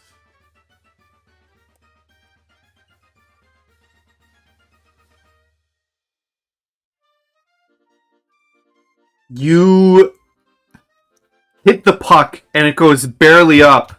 As it lands back down, the mask starts laughing. It goes, "Oh, that's all you got!" Oh, that was a fluke. That was a fluke. Here, take a ticket. I'm going again. All right. As you say, take a ticket. The tiefling named Ina Mina says, actually, 2 tickets for a second game. Whoa! 2 tickets. What do I get for winning again? If you hit it, you get 3.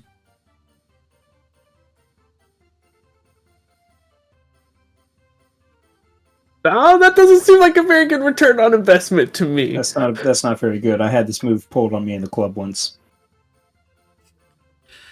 I think I'm gonna hold on to my ticket on second thought. She looks at you, says, "Or we can make it interesting. Give me 2 tickets, and you face me. If you win, you get 5 back. If you lose, you get nothing." I've definitely had that one on me before. Do not do that.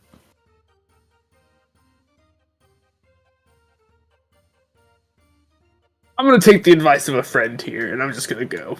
Maybe Vivian wants to give it a try. Yeah. I think I have a free try now. I don't know if Vivian can pick up the mallet.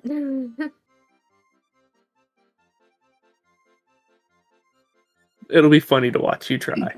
Well, anyone who wants to try. Craig, who do you hand the mallet off to?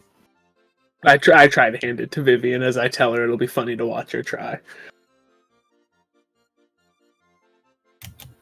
What is Vivian's strength? 8. It is very heavy. If you try and swing it, you will have disadvantage. It's a free attempt. Yeah, I'll try. Might as well try once. How do I, am I rolling strength? How do I do that with Athletics. disadvantage? Athletics, I mean. Just click it and we'll take the lowest. Okay. 12. You get your free shot, you swing it up, and again, the mask starts laughing and chuckling at you. And it actually addresses Craig and says, "Oh, you'd really let a child try this? Who are you? Oh, so evil." She almost did better than me. Hey, that was a pretty good swing, though. My turn. I take the hammer. Alright. And If your strength is lower than a 10, it's at disadvantage. definitely is not. Athletics. 21! You swing it down, it goes up. The mask screams a loud yelp as from its mouth spits out 3 tickets. And as it does so, and you're able to get them, Ina Mina looks at you and says, "Well, you wanna maybe make some more? 2 tickets, win 5. Just gotta face me."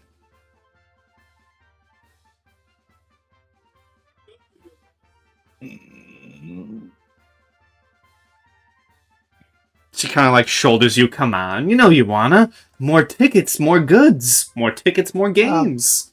I'm already plus a couple. Yeah, I'll take you up on that. Alright. 2 tickets. Matthew's a gambling man. 2 tickets. I mean, and even if I lose, I walk away with more than I came up with. 2 tickets and roll your athletics, and then she'll step up and roll hers. She's about to have like a plus 10. Alright, you get a 19, you swing it up. I'll roll for hers. She gets a 14.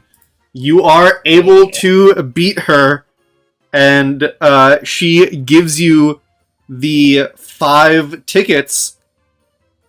And she actually has a smile on her face. She doesn't seem all too upset at having lost, as she says, "Oh, strong one, eh? I'll make sure to tell Heckna and my friend Sean how strong you are. Get you in good with them." Who's Sean? "Oh, just my buddy, Sean Smith, one of the many clique leaders here in the Revelia.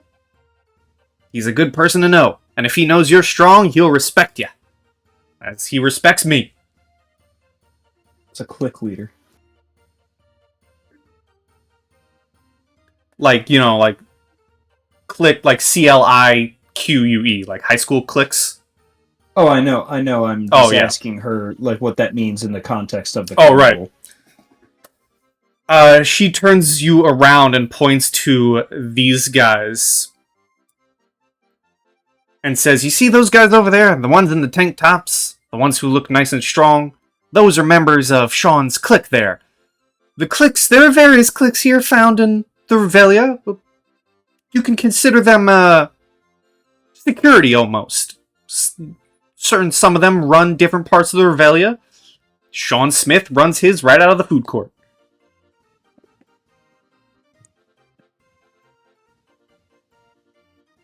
Okay. Thanks, I think.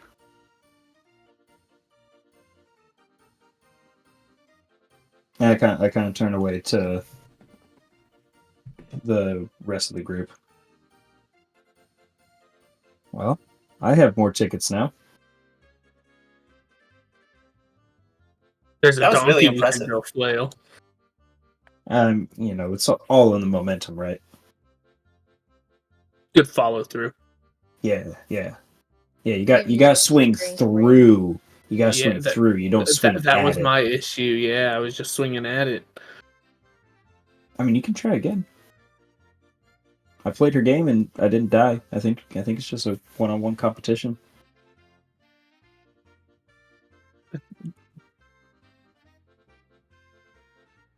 Hmm. I want to go to the dunk tank. Yeah, let's go to the dunk tank. Do the dunk Alright. tank. You head to the dunk tank. You see a glass tank filled with dark purple, slimy water sits beneath a crude scaffolding. A regal but damp chair is suspended above the tank. Attached to the chair are a long wooden arm and a target pointed with the laughing face of a clown. A beautiful half-orc, right here, woman in a slinky dress sits on a little stool, idly throwing a handful of popcorn up into the tank.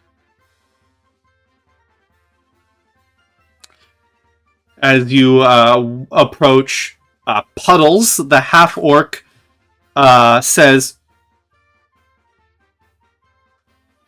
"Welcome to Dunkin' Do Not. You want to take part?"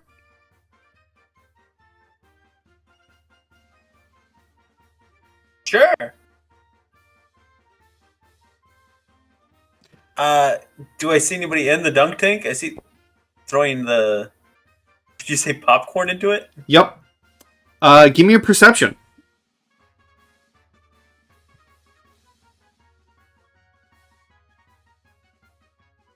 No, seems empty.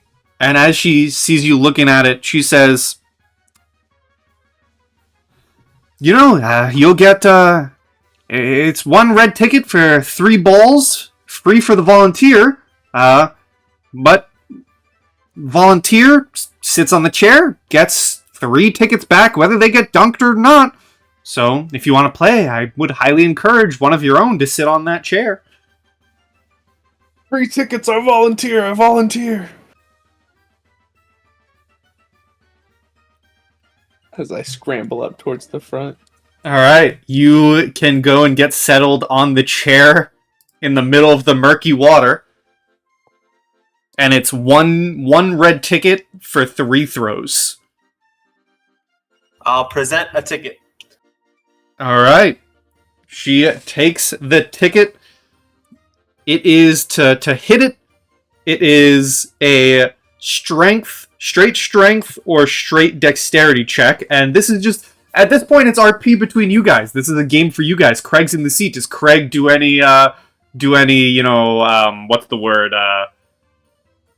hassling the party, you know, going, "Oh, you can't throw that. You're too weak." It's, you know. Yeah, which one of y'all weaklings is gonna try to knock me off the pool or off this pedestal? Come on.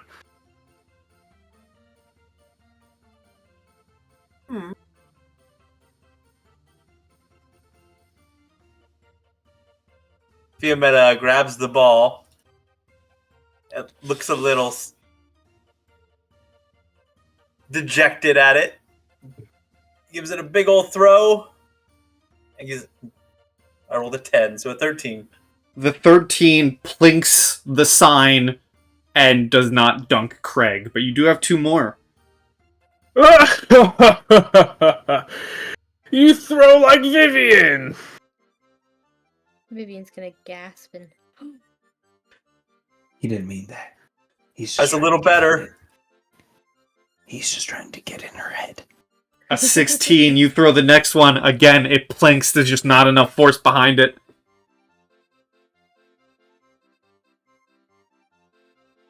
I'm like sticking down, or hanging down, twiddling my finger in the water. It's like, the only way I'm gonna get wet right here. She gives it her all. You give it your all. You throw the last ball. It plinks against the sign. And Craig does not fall in. But Puddles, the half-orc, does say, "Well, you know, it was a good enough try." And Craig, you're able to come out of the dunk tank, and you are given 3 red tickets for just participating and being the volunteer. Easy money. You're not gonna let you're not gonna let Vivian make you eat your words? Yeah, hop back up there. I think Vivian needs a couple tosses at this. No one else wants 3 free tickets? No, you I'll were go so back. good at I'll it. go back. Yeah. Oh, brave one. Okay. Vivian, are you paying the 1 red ticket? Yeah, I'll pay the ticket. Alright, you pay the ticket. You can do straight dexterity or straight strength. Whatever's better for you. Dexterity.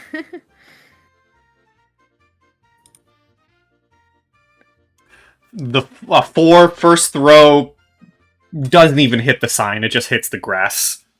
Just a little higher. Just a little higher. You got this. You got this. This is the one. Maybe she can't throw harder than you. The second throw, it lands a little bit further. Oh, last try. I kind of feel bad now. Vivian's got her serious face Yeah, on. you should. Bullying a child. Oh my god! Ah! Oh my god. After failing the first 2 times, she's gonna take a deep breath and be like, And just throw it with everything she's got. As you throw this ball with everything you got, that is amazing. I'm so happy that happened. I was rooting for you. You throw it with force. It slams into the little bullseye, and Craig, you go dipping down into the water. I'm gonna put on different music for a reason. You go dipping down into the water.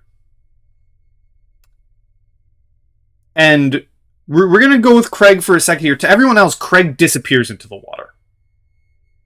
Yeah, Matthew jumps very up and excited. immediately lifts Vivian up and puts her on his head and starts bouncing around cheering. While that's happening, Craig, you get dunked into the water. Maybe mid-taunt, you feel the water rush over you. You're not in a tank anymore. You find yourself floating in the middle of what you can only describe as an endless primeval ocean.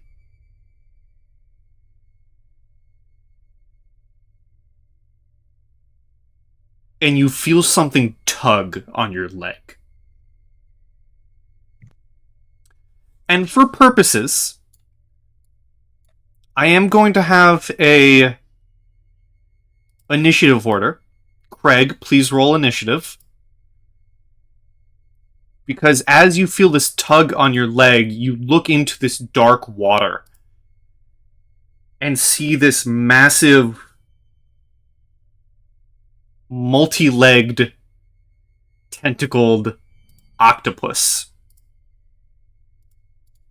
come at you and try and, well, simply drown you. And all the while everyone else is celebrating on the top, you don't even see it happening. The Arms of Plenty, as it is rightfully called, is going to strike out at you with its tentacles. Which is a 9. Which I would hope misses you.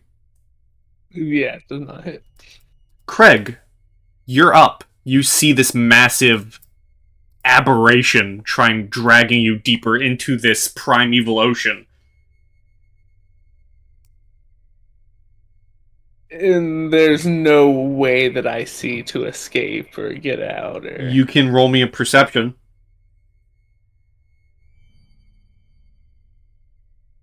You see nothing but ocean.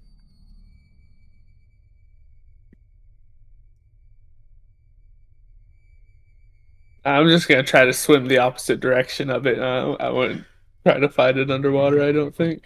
Alright. As you try and swim away from it, it is going to try and lash out at you with its tentacles.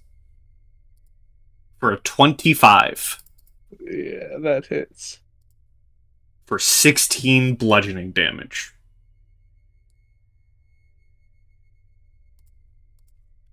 Which I believe puts you under. Mm-hmm. But don't worry. You will be left at 1 HP.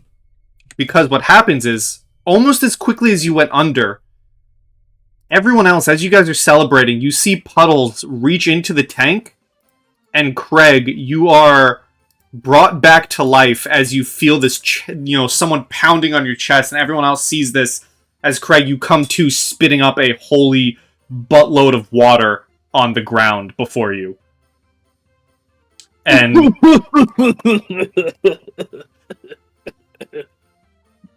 Puddles, the half-orc, kind of just nonchalantly, ignores what just happened, or just, isn't taking it as seriously as she says, well, that's what happens when you taunt too much there, buddy, and slides you another 3 tokens, and then walks up to Vivian and says, you got a good arm on you there, kid, and hands you 3 tokens, or 3 red tickets, Vivian. She'll take them super excitedly. All the while, Craig is spitting up water in the background. How about Laughing at 3 extras for almost dying? Almost dying. talking all that shit and you can't swim? Everyone knows hobgoblins can't swim. Disappointing. Give me... You know what? No, I'm just gonna let this play out. Because I think Puddles would look at you and says, "Oh, that's what happens when you take the stand there, buddy. We are not held liable." I know there's a freaking monster in the tank. A what? The freaking giant, like, tentacle monster down there. That's what killed me. Almost killed me. Y'all were all up here celebrating my death. I'm confused. Did you die? I think? I don't know. Did I die? You definitely... Your lights definitely went out. But just as quickly as they went out, you came back.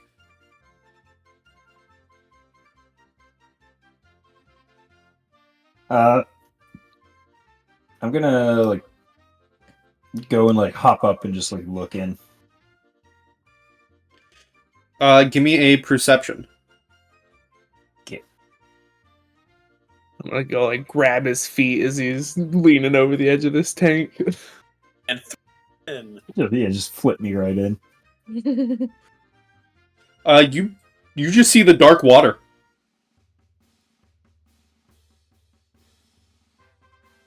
Well, I don't know what you saw in there, but nothing's yoinking me in. Oh, why don't you get up there and let me throw the ball at the sign then? You know what? I will. Boom. Alright. It's, you know the deal. 1 ticket for the 3 balls. Shut up and take my tickets. It's either dexterity, straight dex, or straight strength. We're gonna go strength.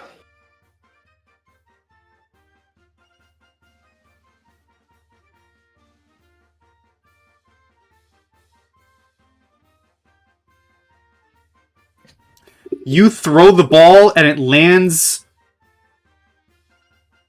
You do not make it. You remember where Vivian threw the first ball, and, it barely made it forward? You throw this ball and it, like, lands maybe, like, just a couple inches directly in front of you. It's okay. They're a little heavier than you expect. Everyone needs at least one to zero in. Been a while since I played gob ball with the family, you know. Mm-hmm. The second one hits, and we're going to streamline this. Matthew, you feel yourself go under the water and Everyone look, watch. And if everyone pays attention, you don't see Matthew in the water. Disappeared.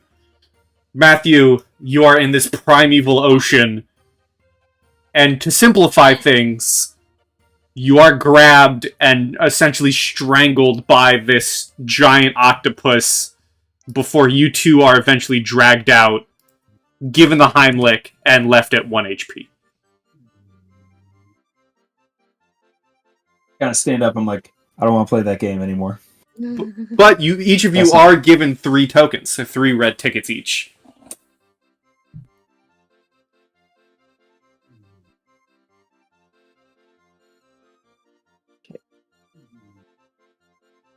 Did you see the monster? Yeah. It was awful. It was kind of like a big octopus, except worse in every way. Every single way. Every single way. I'm not sure if Vivian would know what an octopus is, to be honest. After giving you the It's tokens, this, and I would cast minor illusion of a tiny octopus. so a little like illusion of an octopus appears in Matthew's hand. Yeah. Wow. But Yes, they're like normally bigger very and trying to friendly and kill very us. cool. But this one drowned us. He And looks squishy. and while you guys are saying, "Oh, this one drowned us," you see Puddles, the half orc, just goes back to like barking the game at other revelers, and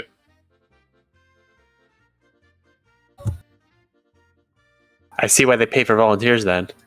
Yeah, I was thinking the same thing. I see why they don't have why they don't employ someone to do that. I'm sure that is a hard job to make someone keep to keep employed. I'm Job assuming retention you for that feel as position shitty must as be I do. horrible. We should. Oh, can we get some? Can we get heals? Can we get some heals? Yeah, I have. Where's my thing at?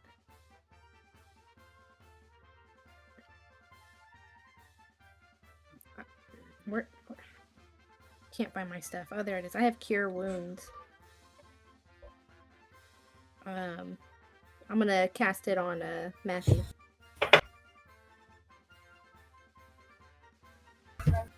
Oh no. I can heal Craig.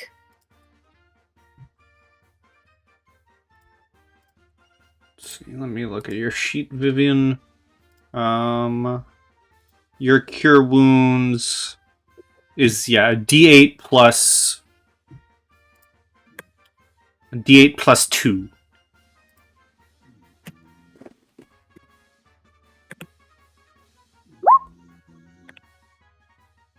So that's 11 healing towards Craig. And then 4 healing to Matthew. Sweet. Ah, didn't say. Hi. There we go.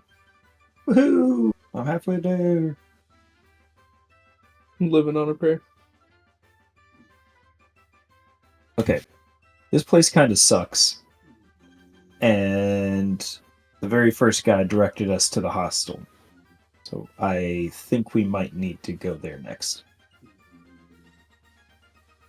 No one wants to flail a donkey. For many reasons, no. I kind of like to. I'm at least interested to see what it's about. I mean, Y'all are sick. you So never am I. played We've flail a already donkey said it in your 100 village? times. What's the So- worst that could happen? We could find another scary monster. Well, yeah, but I kind of like the mystery of it. Yeah, it can't be worse than Infinite Ocean with big monsters. We used to stone any animal we could capture back at the when I was with the tribe, you know. I don't, but I'll take your word for it. Alright. You guys find the your donkey. way to pin the flail on the donkey. You see a large cage covered in a heavy red velvet cloth as it shakes and rattles as a discordant braying sound rings out. The cage sits in the middle of a rickety corral, as leaning against the cage and paying no heed to the noise is a half-elf digging something out of their ear with grim determination.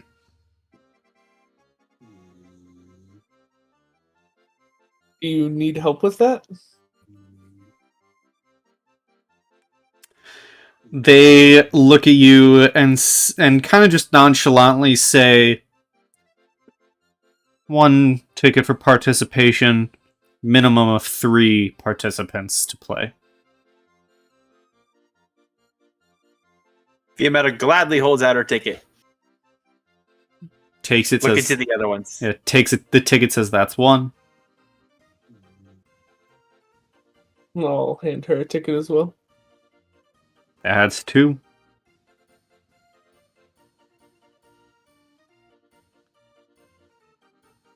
What about you, Vivian? You want to flail a donkey? Yeah, Vivian will hand her a ticket. Or them a ticket. Alright, that's 3. And this figure will hand you 3 flails, with the flail itself looking like a carrot with spikes sticking out of it. And they throw off the cloth as you see this creature that resembles a donkey. However, it has 7 legs, 6 eyes, and all 6 eyes are filled with fury. As this figure, Gurg, says, "Oh, the aspen's all bray and no bite, and a right proper coward, really, if you give it a good bo peep." The way this is going to work is the 3 of you are going to give me athletics, is what's going to happen. The donkey is going to be let loose, and it's going to be 3 rounds of 3 athletics. If all 3 of you fail your athletics, the donkey gets an attack off on one of you at random. If at least one of you succeeds your athletics on all 3 rounds, you're able to corral the donkey back into the cage. So, round 1. Athletics from all 3 of you, please. We got this.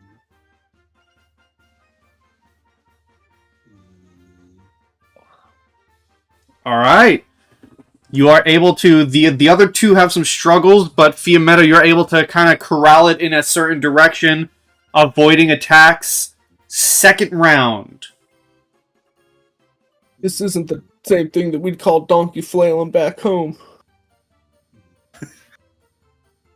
Alright, you guys are able to get the second round. Third round. And I do want to say, the entire time, the way you guys are corralling this as part of the game is you are hitting the donkey with the flails to send it in a certain direction. You are very much hitting this donkey, yeah. No! Vivian's gonna look away as she's throwing it.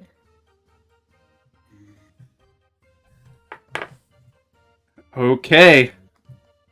The donkey is going to get a hit. I'm going to roll a d6. 1 to 2 will be Craig. 3 to 4 will be Fiametta. 5 to 6 will be Vivian. It's gonna hit Craig, or try to hit Craig. Naturally. With its back kick. It's gonna try and hit you with its hooves. For a 23. You get slammed in the chest for 4 points of damage. As you get the wind knocked out of you a little bit, go for athletics again.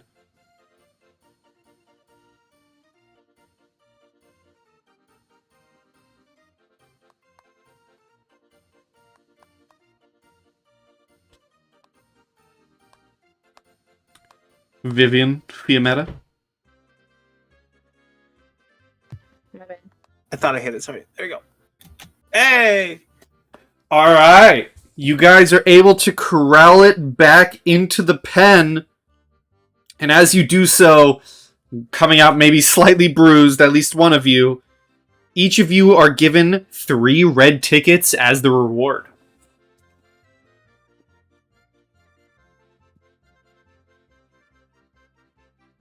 Well, that was barbaric. Yeah, that was really mean, but we did it! My ticket count so far.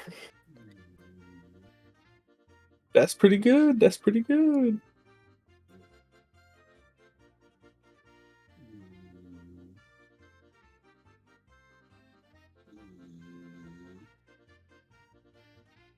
I'm impressed, everyone. We did really good. Does Calamar want to play any games, or are you getting kind of turned off by them? Which one was like the water squirty thing?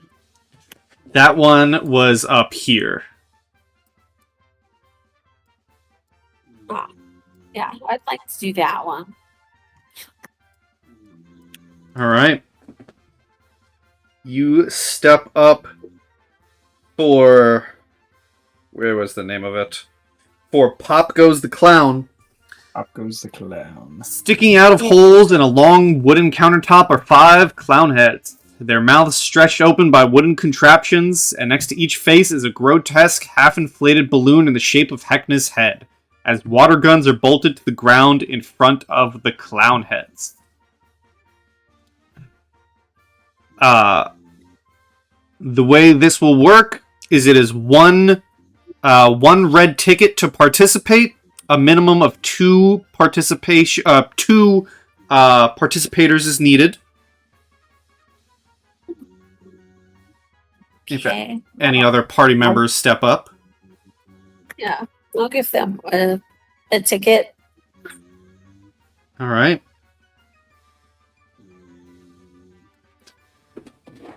Any other party members stepping up? If not, one of the other revelers will step up to challenge. Join. Fiametta's joining? Learned. Yeah, let's do it. Alright, you step up, and you know what? One of the revelers will also join in and challenge you guys as you step up. Let's see here. So, you pay the 1 red ticket.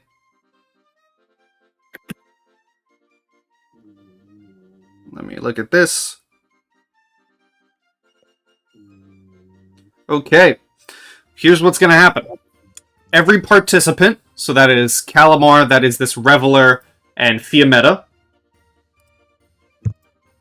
I want all of you, I want everyone participating to hover over their dexterity, and when I say go, you're just going to spam it 4 times. Okay. Alright? Yeah. 3, 2, 1, go. Whoa. Alright, now 5. now time to count.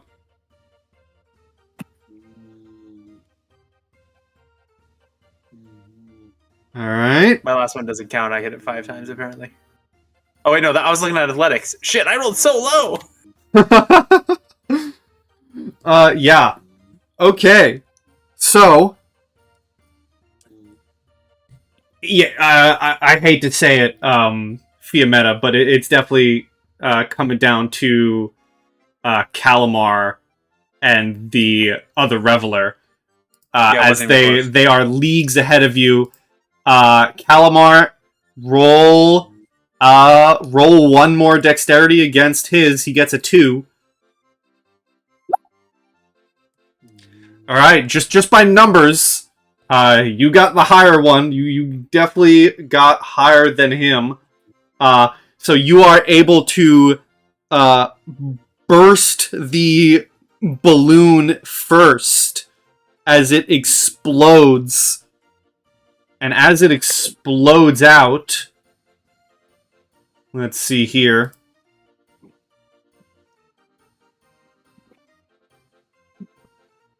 I need Fiametta, Calamar, and I'll roll for this Reveler to all make dexterity saving throws as the balloon pops. Oh, okay. Not good. Okay. As the balloon pops, we'll say... Roll a d8 real quick.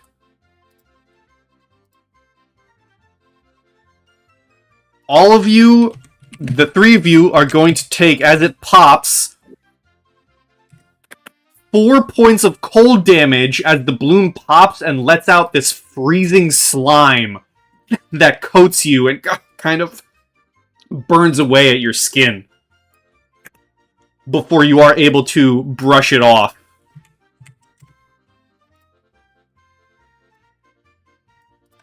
Wait, did that down anyone? No. I know we had some really low people. Okay. And make sure to mark it on your token, Fiametta.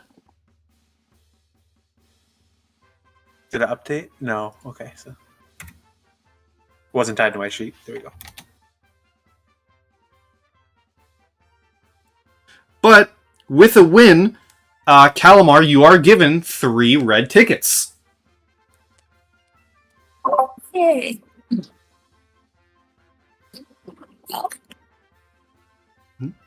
Anything else while you guys are in the Midway? Or do you want to make your way to potentially somewhere safer like Matthew suggested?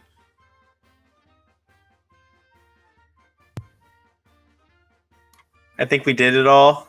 That was something. We did indeed do it all.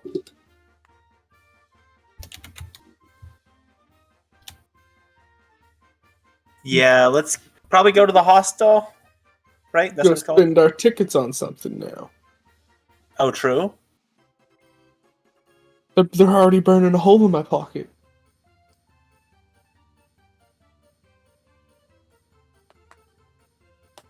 Well, we need the tickets to do other Spend? stuff. Oh.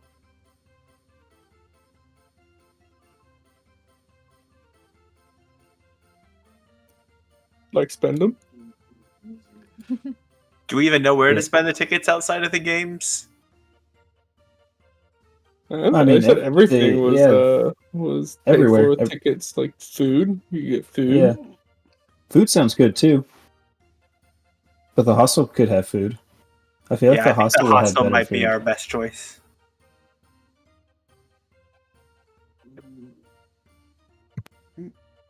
Is that the group's decision? Are you heading towards the hostel? Seems like Alright. You begin heading off towards the hostel.